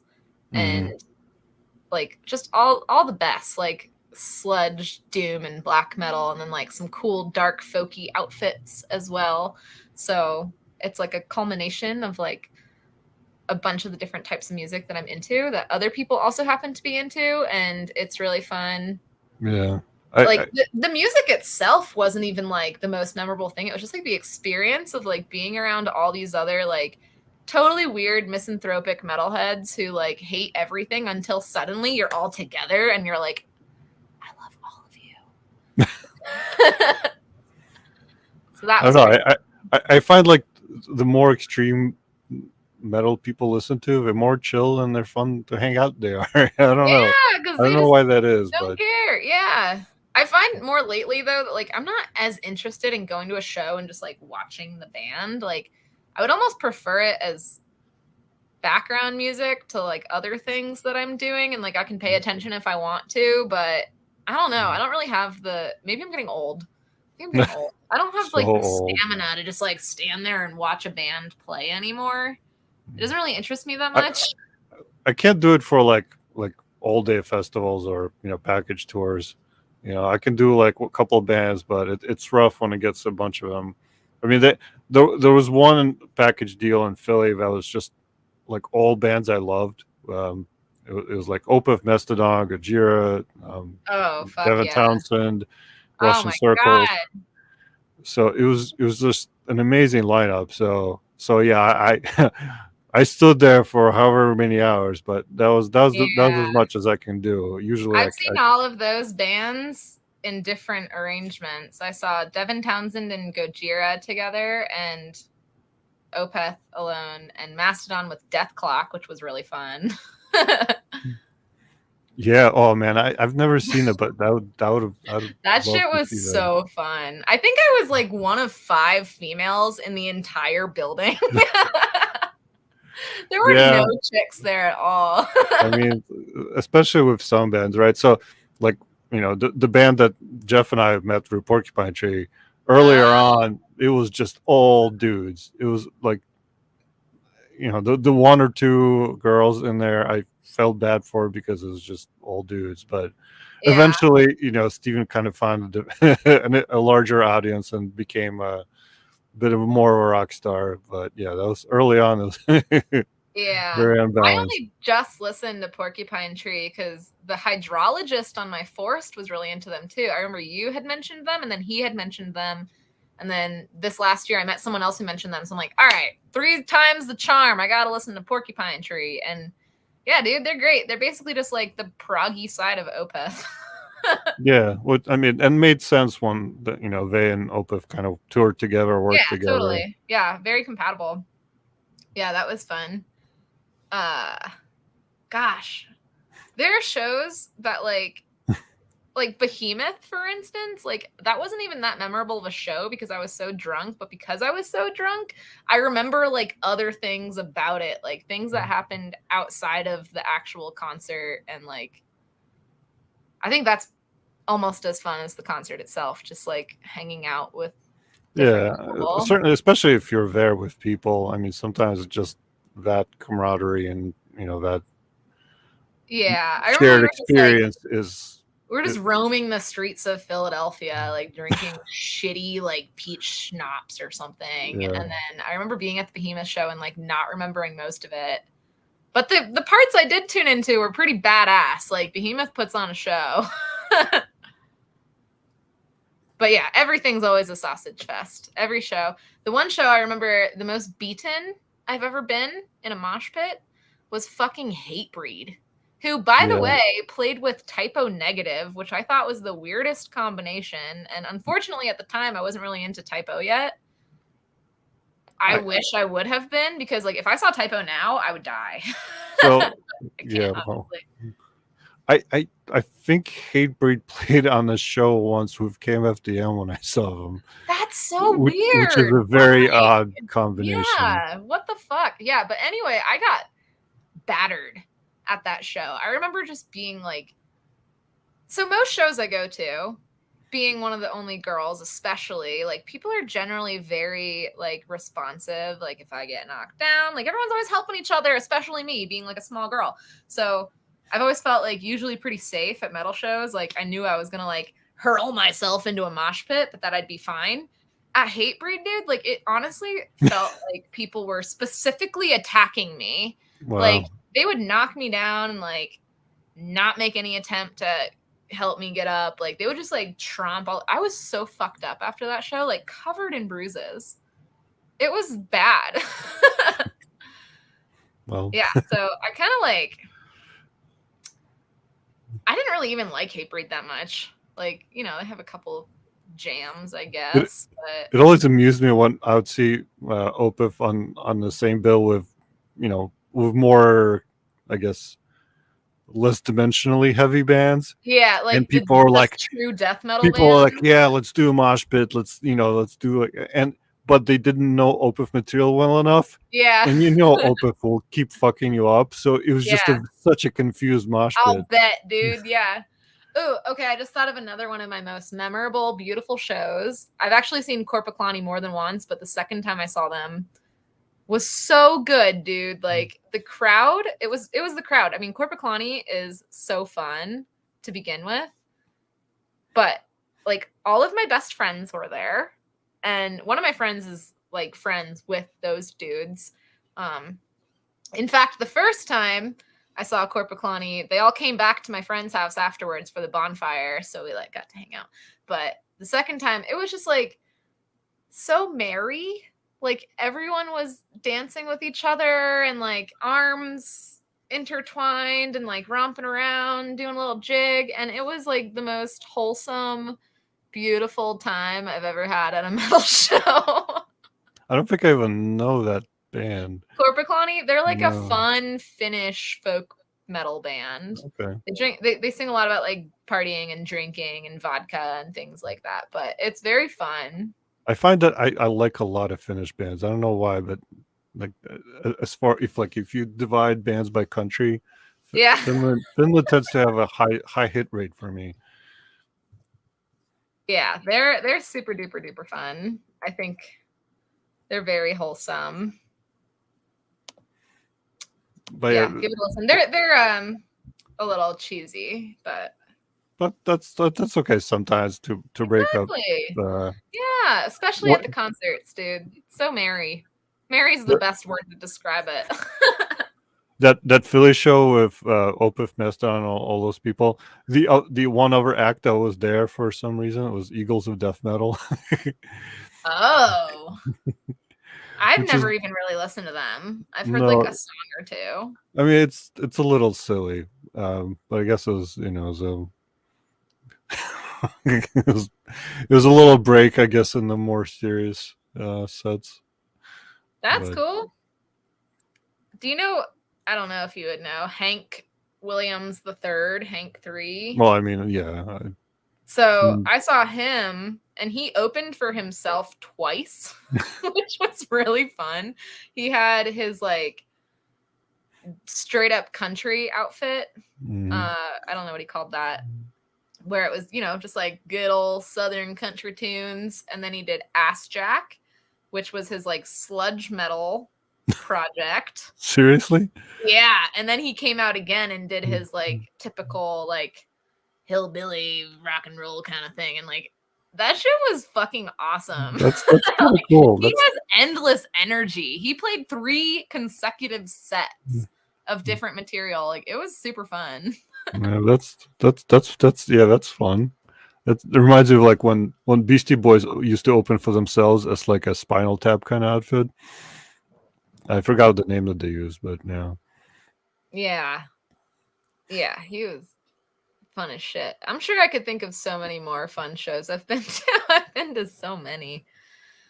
Yeah, I remember a lot of the weird ones at the Sterling, just like grungy little industrial acts where, you know, that was actually my first time ever in like a group of other gothy people, because you've seen where I grew up. It was like the Yeah, middle of cornfields. Like there were no other goths in school. There were a couple hipsters. yeah, it's There were kind of like like where Jeff grew up, right, skaters, Jeff?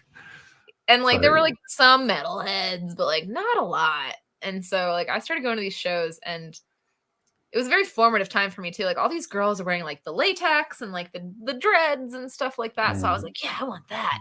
But I never really like went all the way, which I don't know. I don't know if I'm glad or not. Who cares? I don't really care, but I never fully committed. So I never really like fit in with those girls. Like I'd see them at all these shows all the time, but I wasn't like super poshed up on like latex and shit like Yeah, that.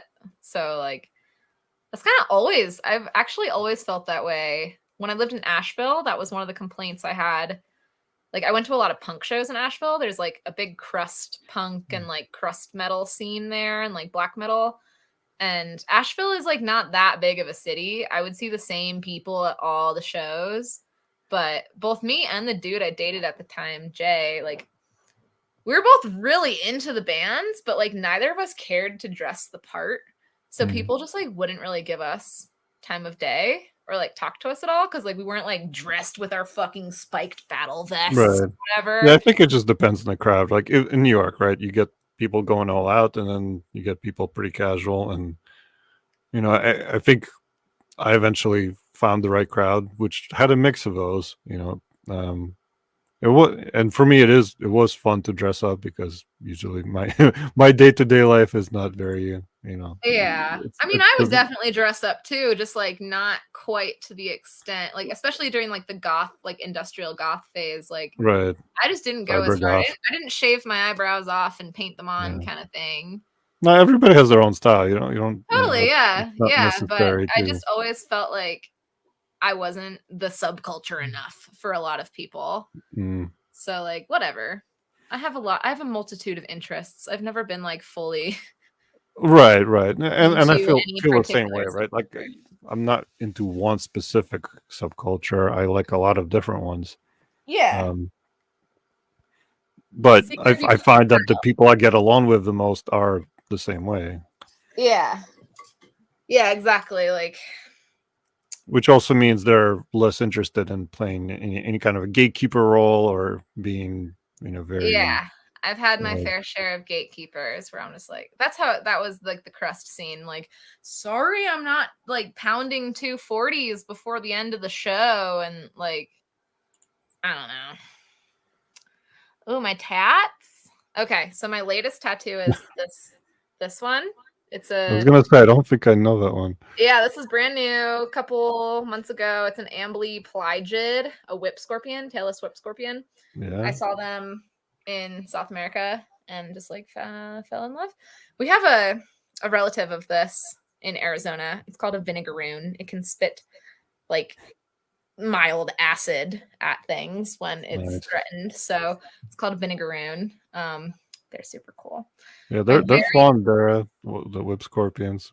yeah, and I've they're seen totally like docile. viral videos where people like, oh my god, look at a crazy spider. I'm like, well, it's Yeah. not a spider, but So it's not a spider. It's not a scorpion either. Um, yeah, they're super cute and docile. They'll just like crawl on you. They can't like these pinchers like look kind of mean, but they don't do anything with them. I don't know what they do with them. Maybe they like scoop dead things. Anyway, my very first tattoo, I promised myself before I had any tattoos that I would not get any text tattoos. My hmm very first tattoo was a quote, a Hunter S. Thompson quote. I've got it was like on my biceps. well, it could be worse. Could be It could somebody's name or totally be something. worse. Yeah, it's too rare to live, which you can still Yeah, like see, and too rare to die. So or yeah, too rare to live, too rare to die, too rare to live, too rare to die, too rare to live, too rare to die. That's it. So anyway, I covered half of it because I thought it was stupid, so I got the shell over it. Um, by my pal Larry Yerkes, who I gotta say hooked it up because he also was a photographer back in those days that I met through like the Sterling and stuff. And he also just did it for, as a hobby. And he was like, yo, I'll tattoo you for cheap because I'd rather shoot alt models who have tattoos. So put some tattoos on you. Like, dope. So, yeah, I just got a bunch of tattoos by him to start with. And lately, I just whenever I'm traveling, if I find a tattoo artist that I like, but I get really picky with the artists lately. Like I'm just not. I'm not as gonna you just walk into should. a shop. Oh, totally, yeah. I'm not about to walk into a shop and be like, I want this. Who's available? Like I will look on the Instagrams of Oh everybody yeah, and research like first. Yeah. yeah, and like I had a list of like tattoo idea and then the artist that I thought would be like good for it and yeah, so like if I'm traveling through that area, I'll hit them up. But yeah, I've got a lot. I don't know. Got some like things. Always wanting more. One of my favorite ones. Let me show you my favorite. Is this hex sign? That No, is hold on. I'll blow you up. okay. So yeah, this is like art basically inspired by this hex sign on a barn across the street from my mom's childhood abode. So this is like pretty standard Pennsylvania Dutch folk art. We've got the distelfinks and like a nice heart, and these are like signifying raindrops to bring like good rain for crop yields, etc. So yeah, that's one of my faves. I got that one just like 2 years ago. I had my fellow Pennsylvania Dutchy tattoo artist friend do it for me because I wanted it to be authentic. Interesting. I did not know there were Pennsylvania Dutch tattoo artists, but Yeah, he lives in Lancaster. His name is there you Wes go. Reed Rosenberger. He's super cool. Yeah, he's just, rural ass PA Dutchy boy. But I feel like Pennsylvania subculture is so fascinating and weird. I think it is too. I've gotten really into it the last couple of years. I started buying a bunch of books on Pennsylvania Dutch folk art and things like that.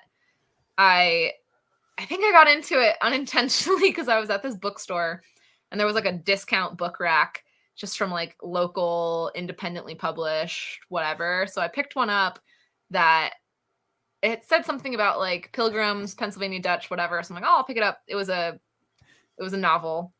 And it turned into kind of like a romance novel between a Catholic priest, a Pennsylvania Dutch guy or girl, I forget, and like a plain Dutch, like an Amish person. It was like this weird little like love triangle thing. I couldn't get into it. I was into it for a little while because they were talking about like local plant medicines that they were learning from the Lenape. So I was reading into that. That was really cool. But once they started getting into this like weird like Catholic Amish romance, I was like, I'm not really into this anymore. Yeah. But anyway, that like it really interested me because I was reading the book and they had all the local landmarks, all the towns that I grew up near, and this was set in like the 1700s when people were migrating over. So I just thought that was pretty cool and I started looking into it more. I ended up doing an ancestry.com family tree type thing, and so far I've only gotten like one paternal lineage fully mapped so far as I can get, but that one was Martin Johann Hildenbeutel, fresh off the boat in the 1600s from Germany in Pennsylvania. So like that's pretty dope. Yeah, that's kind of cool that you're actually able to trace that much. Yeah, that We was the only certainly one I have, got that far with. yeah, we have no records, obviously, because from where we came from. Yeah, totally. Yeah, my mom's maiden name apparently wasn't a very prolific name, so I was pretty easily able to trace the lineage. Yeah, pretty cool. I don't know what shop Wes tattoos at now. If you just looked up Wes Rosenberger, you'd find him. Rosenberger, a very Pennsylvania Dutch name. Yeah, he's a cool guy. Yeah, I don't know. He's moved shops a couple times and I haven't been around to know. I never remember shop names because I just know the individuals who tattoo me. Right. Sometimes It's really artists that you really focus on. Yeah. It's funny. Like Ellie and I would like watch Ink Master all the time just because we're fascinated about the art itself. Mm-hmm. But I'm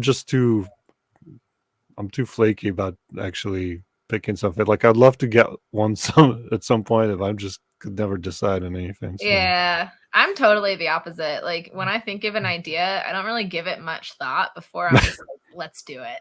Yeah. And then like sometimes I've been less than thrilled about my decision, but like I don't regret any of them. Like no. I figure the worst that can happen is like I'll tattoo over it. I don't know, get a blast or something like. Yeah, so just don't get too big too early, huh? Oh, dude, my second tattoo ever was my stomach tattoo. It's like this big ram skull on my stomach. And my mom convinced me to get that one because she took me for my first one when I was 17 and I was turning 18. And she's like, so you're going to get yourself something for your birthday? You're going to get that big tattoo you were talking about? And like, what? Like the thing on my whole like abdomen? She's like, yeah, that sounds cool. I'm like, okay. My mom said to do it. So I did it. So my second tattoo ever was like this huge stomach piece that I have. What tattoo hurt the most? That one, for sure. I was going to say that seems like it would be a little bit painful. Dude, so like the part that hurt the most was right under my belly button. Mm-hmm. I don't know why. That was just like such a soft, sensitive area of flesh. Like Right. I've tattooed over a couple bones, and like they don't hurt that bad. This was by far the hardest one to deal with. It was huge. I wasn't used to sitting that long in a tattoo chair either. It's like, what the fuck? And Larry, like, love him. He's great, but like he would make a full day out of it. Like the way he schedules is he doesn't do like client after client. It's like one a day, it seems Right. like. So Right. this took like 7 hours because we're like taking cigarette breaks, we're taking a lunch break together, Well, we're of hanging course. Right. out, we're Yeah. talking. So it took like all day to do this thing, and I'm like so raw and sore by then. Like, please just finish it. God damn it.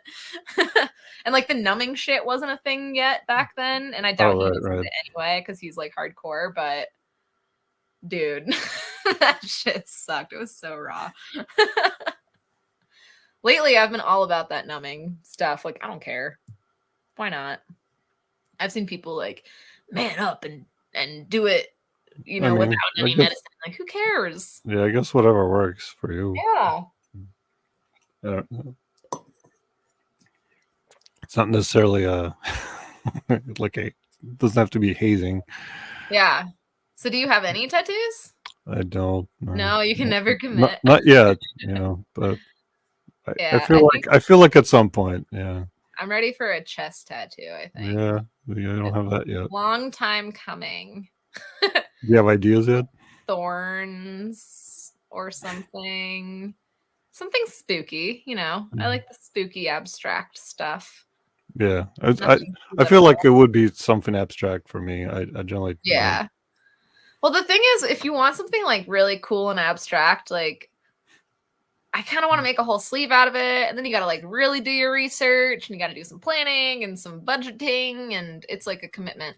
I've never gotten tattooed in that way. I'm usually just like, I have a tattoo, put it here. Right. Just kind of a bit at a time, yeah. And then we'll like fill it in as the time. I mean, but I feel like that's, you know, that's what works for most people who are into tattoos. Yeah. Yeah. It would be nice though. Like I've got almost a whole open palette here. I could do like a cohesive thing if I wanted to, but ain't nobody got time or money for that. Yeah, it's not cheap. Yeah, don't go cheap on tattoos.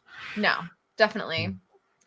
Yeah, my method of finding like reasonably priced tattoo artists, like first I'll find one that I like, obviously, and then if they have like less than 10,000 followers on Instagram, they're usually pretty reasonably priced. If they're like really famous, I haven't gotten tattooed by like any majorly famous tattoo artist. Yeah, if it's like, you know, like Ryan Ashley or something, then, you know, you have to wait for like 2 years to get exactly. Like more power to you if that's what you want, but I'm not interested. Yeah. But there's, you know, there are a lot of, you know, amazing people. I think now more than ever. So. Yeah, everyone gets tattoos these days. I was just thinking the other day, I'm like, what are people in the future if like tattoos suddenly fall out of fashion for whatever reason? Like my boyfriend's been looking into like Ötzi, the Iceman, that like the body they uncovered in, where the fuck is that? I feel dumb now, but somewhere in like Northern Europe or something. And he has like all these little tattoos. So it's like one of the oldest, it's the oldest body that we've discovered with like tattoos on the skin and stuff. So people are, you know, analyzing them, like, how did he do it? What do they mean? Things like that. So like it used to be such a thing.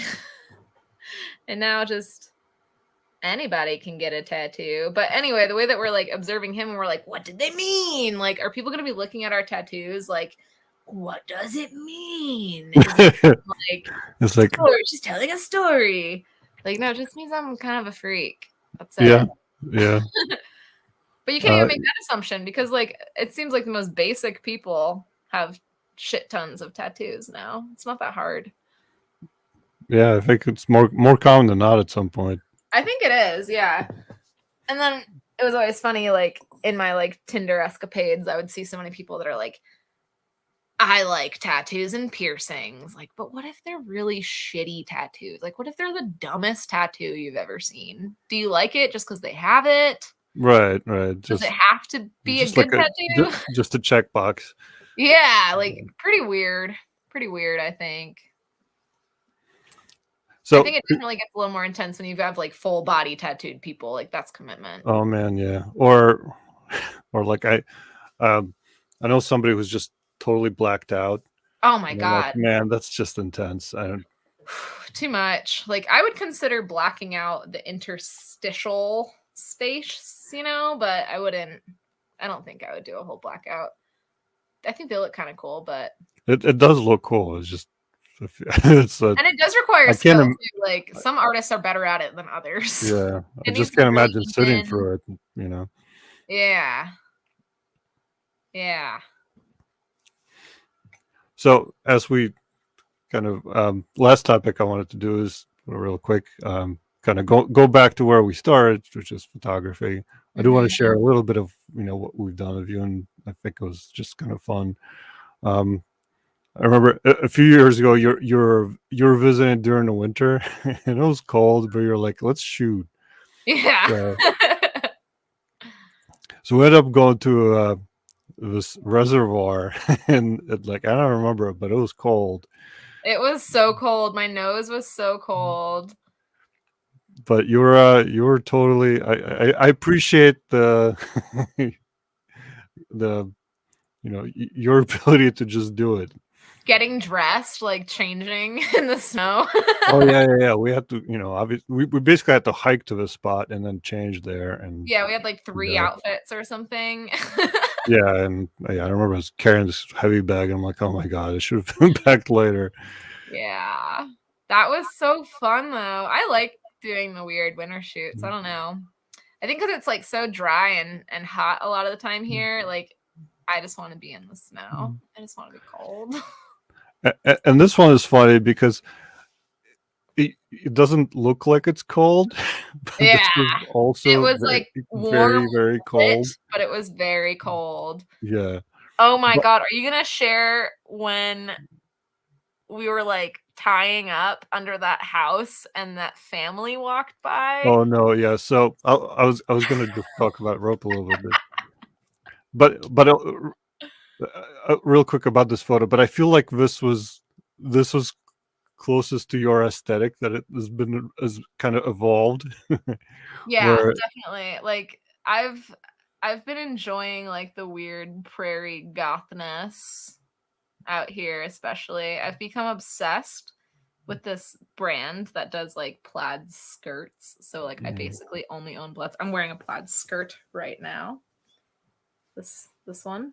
yeah, I feel like you definitely developed like a very very your style And I'm and learning also what is practical dress. Like I can wear skirts and go cut wood.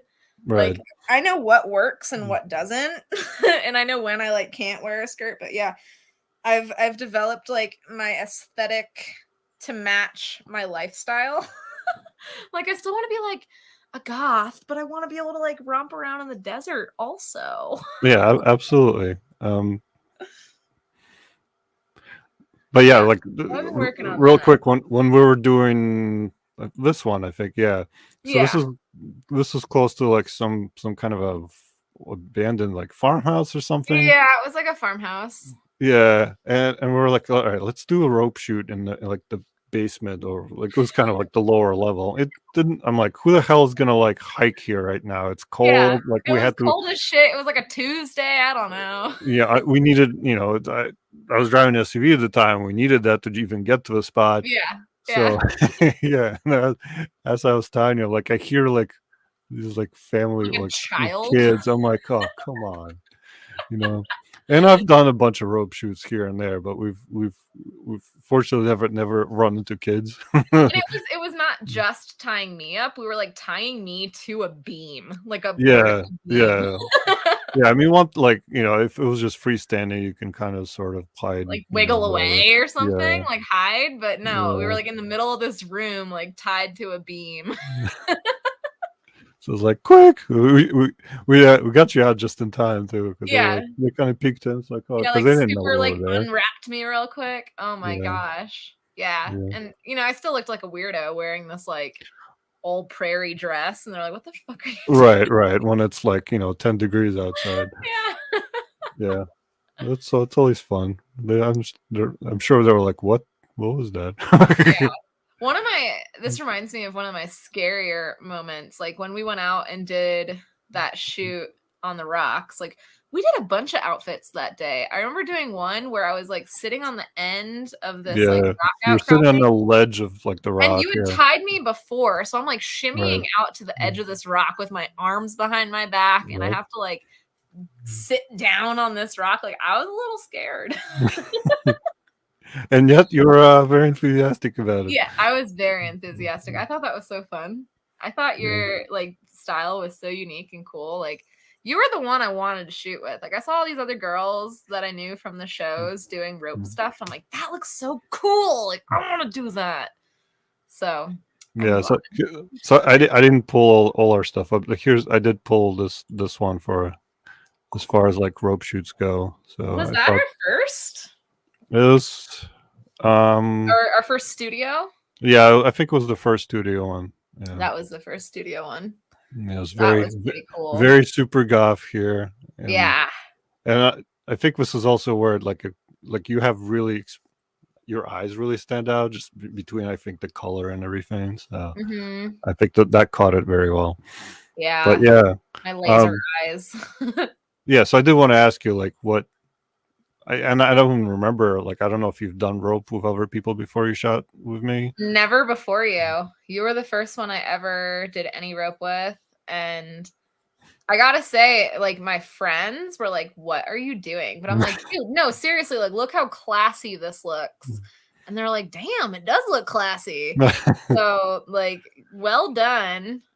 You do a great job of that. Like, your wardrobe, like, how do you still collect pieces I a mean, lot? I've I've definitely slowed down because I honestly, I mean, I'm not shooting much these days with a kid and Yeah. everything. So if anything, I'm trying to sell off some stuff. But yeah, I Yeah. probably have an unreasonable amount of like vintage and like goth Totally. outfits and stuff. Yeah, I've been acquiring a lot more lately on like Depop and stuff because I've been Right, selling on Depop, so I'm just on there all the time. So I've amassed a collection of like weird vintage items myself, but like I loved going to peruse your wardrobe. That was so fun to me. And yeah, that everything just looked so like not sketchy for all the people that were concerned about me. Like, look how benign this is. It's very benign. well, I appreciate that. Yeah, I mean, I tried to do something a little different. I guess kind of find my own niche. Yeah, Especially it's great. It's shareable. Safe for work a lot of yeah, times. I haven't been banned yet, so it's nice, I guess.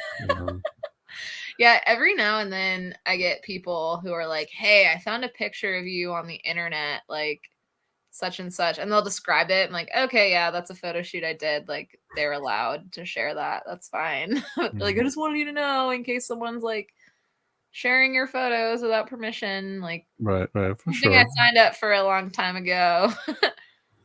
Yeah. One of the reasons, one of the many reasons, probably. This was not a main factor at all, but that I didn't get into like academia, which I almost did, like in all of my wildlife biology education. Like I very damn near wanted to be a professor or a researcher or something. Like I was gonna go all the way. I was gonna get a PhD. I was gonna do it all. Right. But first of all, my master's program I opted to do in Los Angeles because it was the only program that actually could take anyone on when I was looking. And that was a big, horrible mistake. So, like, that turned me off of academia for a while. But it wasn't the academia, it was really the city. But also, I'm just like, I'm not sure I could, like, pass the scrutiny of, like, high schoolers or college kids with any finesse on the internet whatsoever. Like, let's Right. just not make that an issue. Oh my god, we found photos of you. Yeah, dude, you could probably like find a picture of me with like a strap on or something if you look for it. So we're not gonna be a teacher. Yeah, yeah. I mean, education is a kind of a specific thing where Yeah, and I that's really kind of wanted to tough. do that. I was like so academically charged, like for all that period that I was being like weird and reckless going to metal shows and stuff, I was still a very good student, which is probably the reason my mom had to get used to me being a weirdo because she's like, I don't know, you're doing great in school. Like, I can't punish you. So, yeah, I was like all about it. I was going to be like the academic, like the goth academic that defied everybody's expectations. But now I'm just the forest freak that everybody always knew I was. Yeah. Which is Well, perfectly fine with me. I I remember there was a podcast I was listening to at one point, and they occasionally just bring up like funny articles from WikiHow, and there's one of like how to let your parents let you be goth, and one of the steps is like get good grades, Yeah, it's true though. because I And guess it's also, harder I have for an them to older sister. complain. My older sister also went through the phase. So like my mom had been introduced to like weirdo daughter before I became weirdo daughter, so I Hmm. wasn't like a shock necessarily. So thanks, Alicia, Okay, for paving the way. there was a trail blazed for you. Exactly. Yeah. So my mom has two weirdo daughters. We're both pretty different, but she had to get over it. Yeah, well, I'm sure your parents are pretty proud because I think you've done well for yourself. Yeah, I think they probably are. We're Probably are. doing a pretty unique and cool career, in my opinion.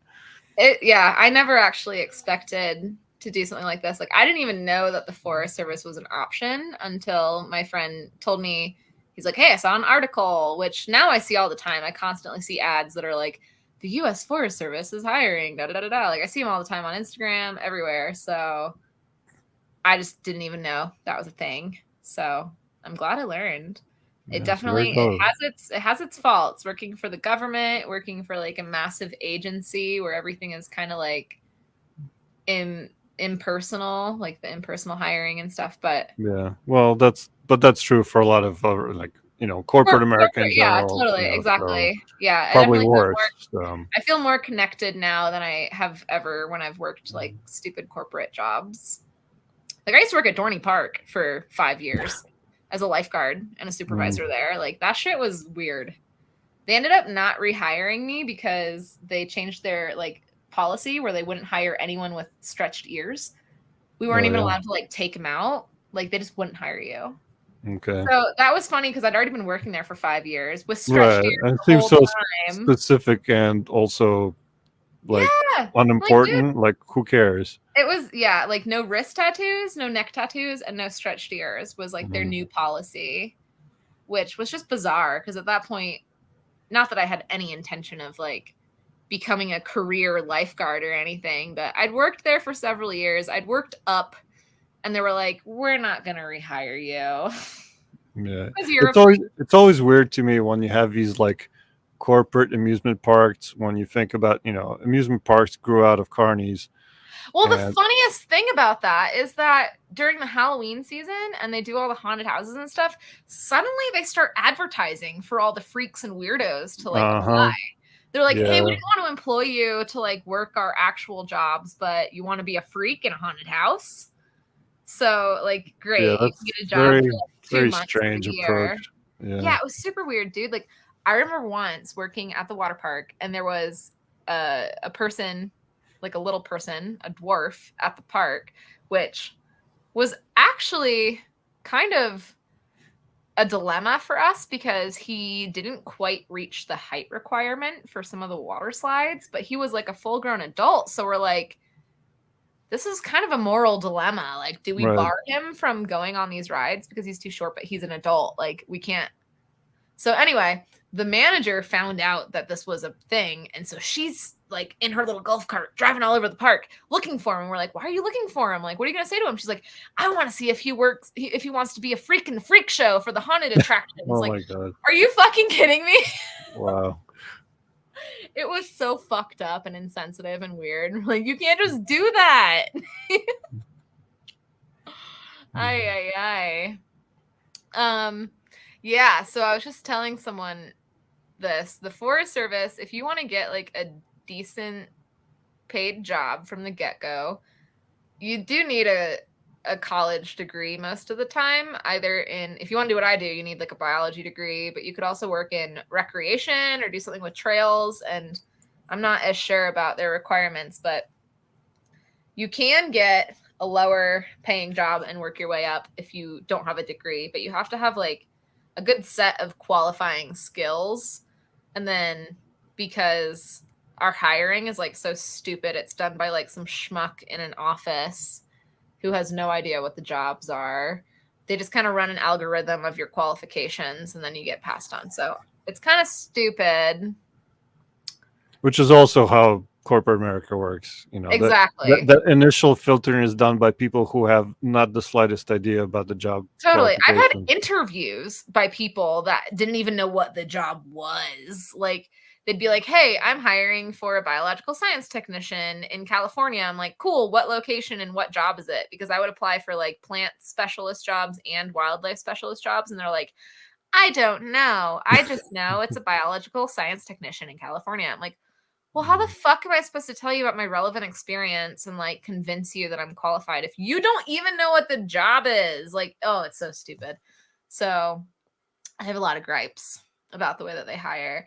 I'm in a good position now because I've been working with them for so many years that I have little connections and I can like the job I just got this year. In fact, I texted my friend who works in that forest at the exact opportune time. And I'm like, hey, are you guys hiring? And she's like, I'll put your name in right now. We're doing like a weird roundabout hiring. I'll put your name in right now. Like, dope. So I think, yeah, she could totally apply for the Forest Service with just a degree and then like some hours or qualifications in horticulture. As long as she can like upload a transcript and everything, she can get through the initial robot algorithm hiring phase and then talk to a real human. And I think in general, it doesn't hurt to try. If you really want something, just try. And off the record, if she's gonna apply online, it's like a stupid questionnaire system, and I say just like hit the maximum qualifications on each multiple choice so you get through. Like, yeah. Listen, as long as you could kind of prove it. In my industry, sorry, in my understanding, like in IT, like everybody lies in their resume. Yeah. I even hate just reading resumes eventually because I'm like, most of this is probably bull, and it puts me in an awkward situation when I'm interviewing them and asking questions about stuff that's in their resume and just get a blank stare, and I'm like, don't make this awkward, please. Totally. Yeah, I've never had the privilege of hiring anybody, so I haven't had to experience that, but yeah.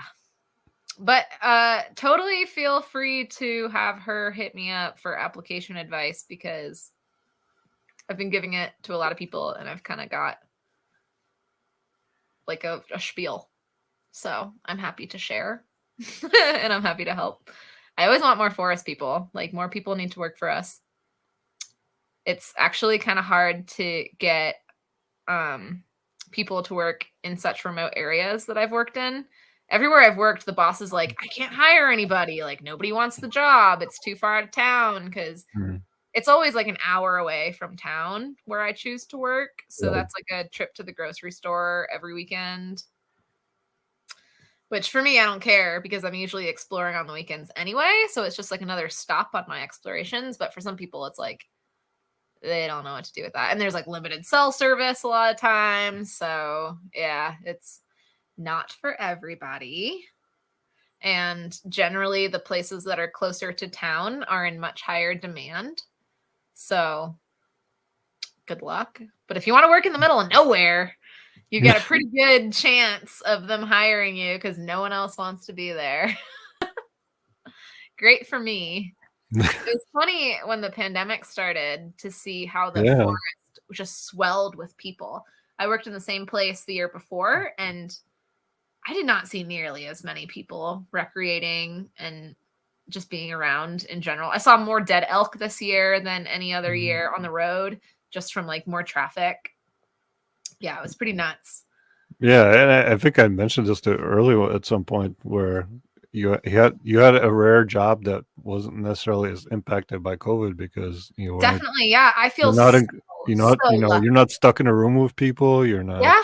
Yeah. I felt lucky because like My job wasn't impacted at all. They didn't cut my hours. Like nothing changed except that I had to like wear a mask in the office and check my temperature every day. But nothing else changed because my job has nothing to do with interacting with other humans. So that theoretically wasn't a COVID risk.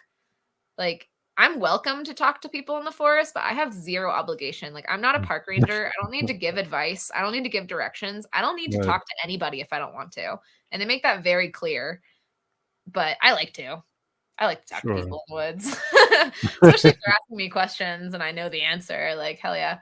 But yeah, so that wasn't a risk at all. I've been employed the whole time, which I feel very, very fortunate for.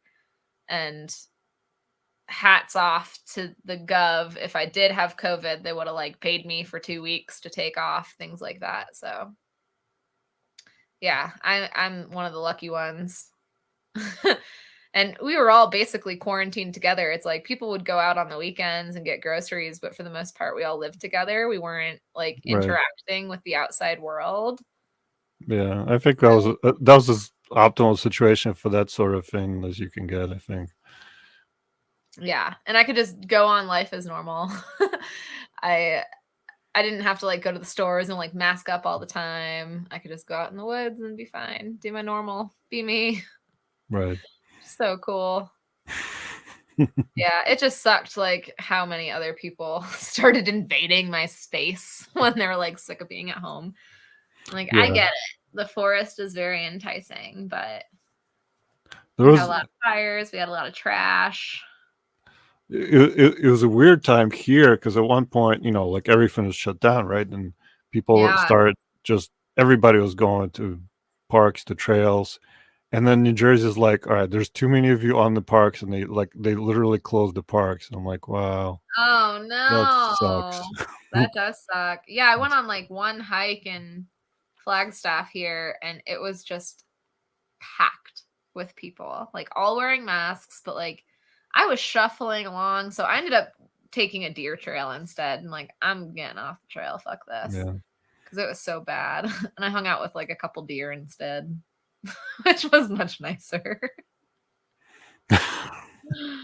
But I can understand that. Yeah, like I remember that summer, like I went, I went up for a hike by myself, and I'm like, yeah, so, and I started like, like I was there at 6 in the morning because I wanted to avoid yeah, crowds. But yeah. yeah, but by the time I was coming back, there's a lot of people. But yeah, I was surprised how many people were wearing masks, considering it was like a steep climb. Yeah, totally. I still see people. There's a trail behind my house. I live in just like this tiny neighborhood with a trail. So like I very, very rarely see people walking back there. But the few times I do, they like put on a mask to pass me. I'm like, cool.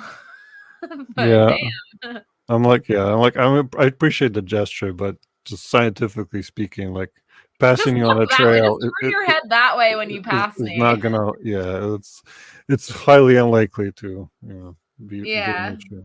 Yeah, that's goofy, but whatever. Yeah. I noticed I was just hiking down in Phoenix the other day, and like the time to avoid the crowds is the evening time. I showed up at around noon, Mm, and there were a lot of old people on the trail, and they were all heading back by the time I was heading out at noonish. And like one guy expressed complete disbelief. He's like, late start, huh?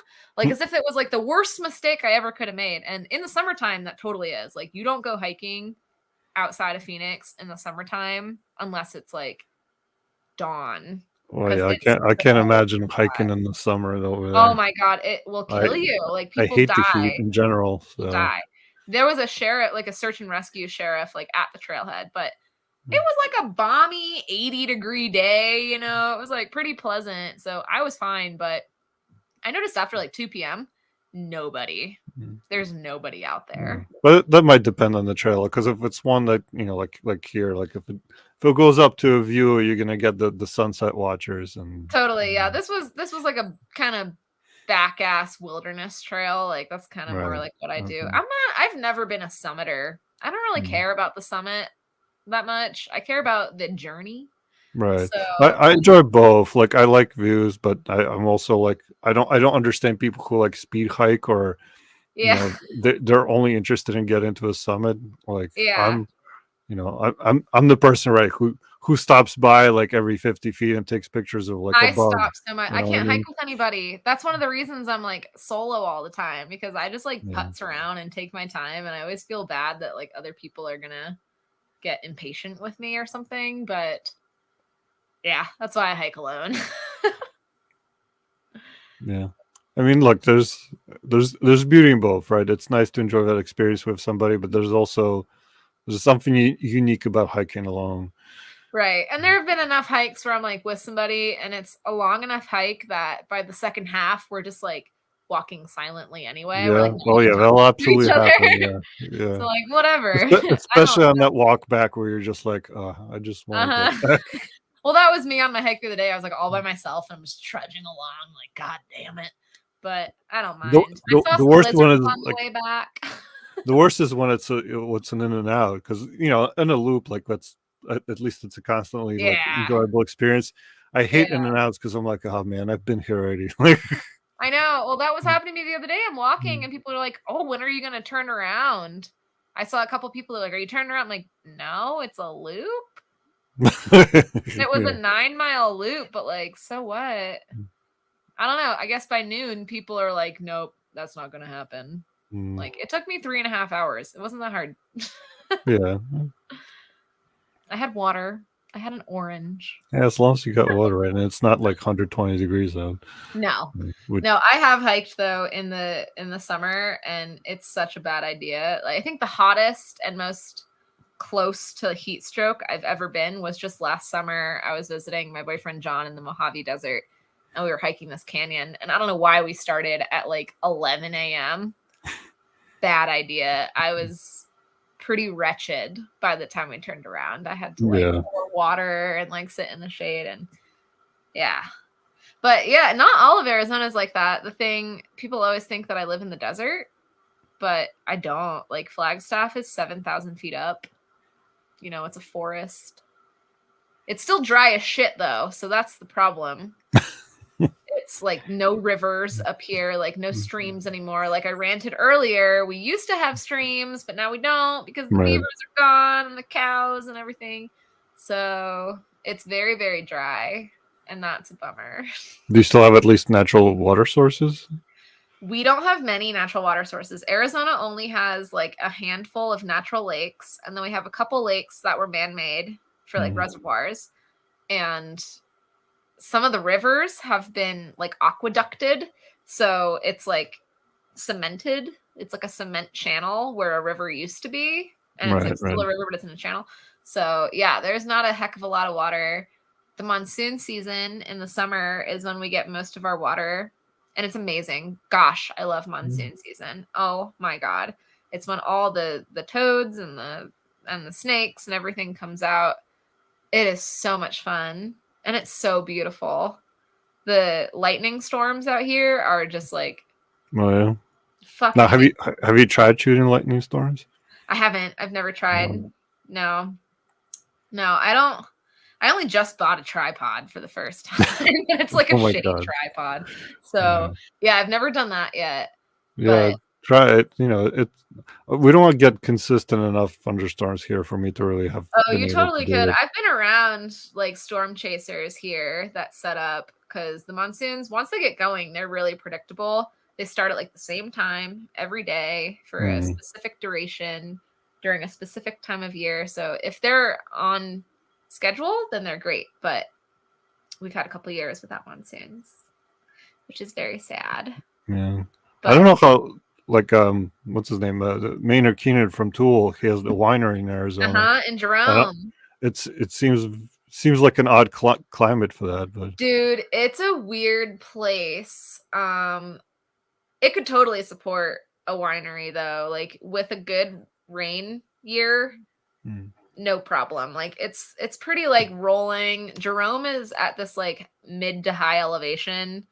I just went through there recently because John was doing a javelina hunt and it was okay. up that way. So yeah, it's pretty cool up there. It's very like desert scrubby, but you could totally grow some grapes if you wanted to. And then in southern Arizona, deep southern Arizona, it gets really temperate again. There are some tropical areas, in fact, like up on the mountains down there. Mhm. So there are a bunch of wineries down by Sonoyta, which Okay. I would totally recommend visiting. It's like a big area for birds. There's a subspecies of antelope, which are really cool.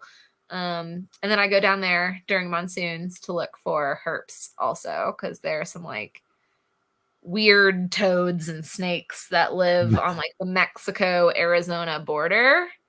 So they come out like during monsoons. It's like a pretty short window to catch these things. So you got to plan a trip, and it's very, very fun. I'll be doing it again this year, hopefully. I just saw something about like a volcano perhaps triggering really good monsoons here this year. Great. Great. Yeah. So like we get a volcano, but we also get like awesome rain. I'm Good down. stuff. Yeah. Yeah, I'm very excited. Well, I I want to thank you for everything. It's getting a little late, so I don't want to Yeah, keep you too much totally. longer. But Oh, we had a um, good talk. Thank I you, Serge. That thank was you so for all your fun. stories. Of course. I've got more too. If anyone wants to hear me ramble more, I can talk. But yeah, definitely check out her Spotify playlists. Totally. Yeah, and if you follow, if you're on Instagram, I can hit you up with those links too.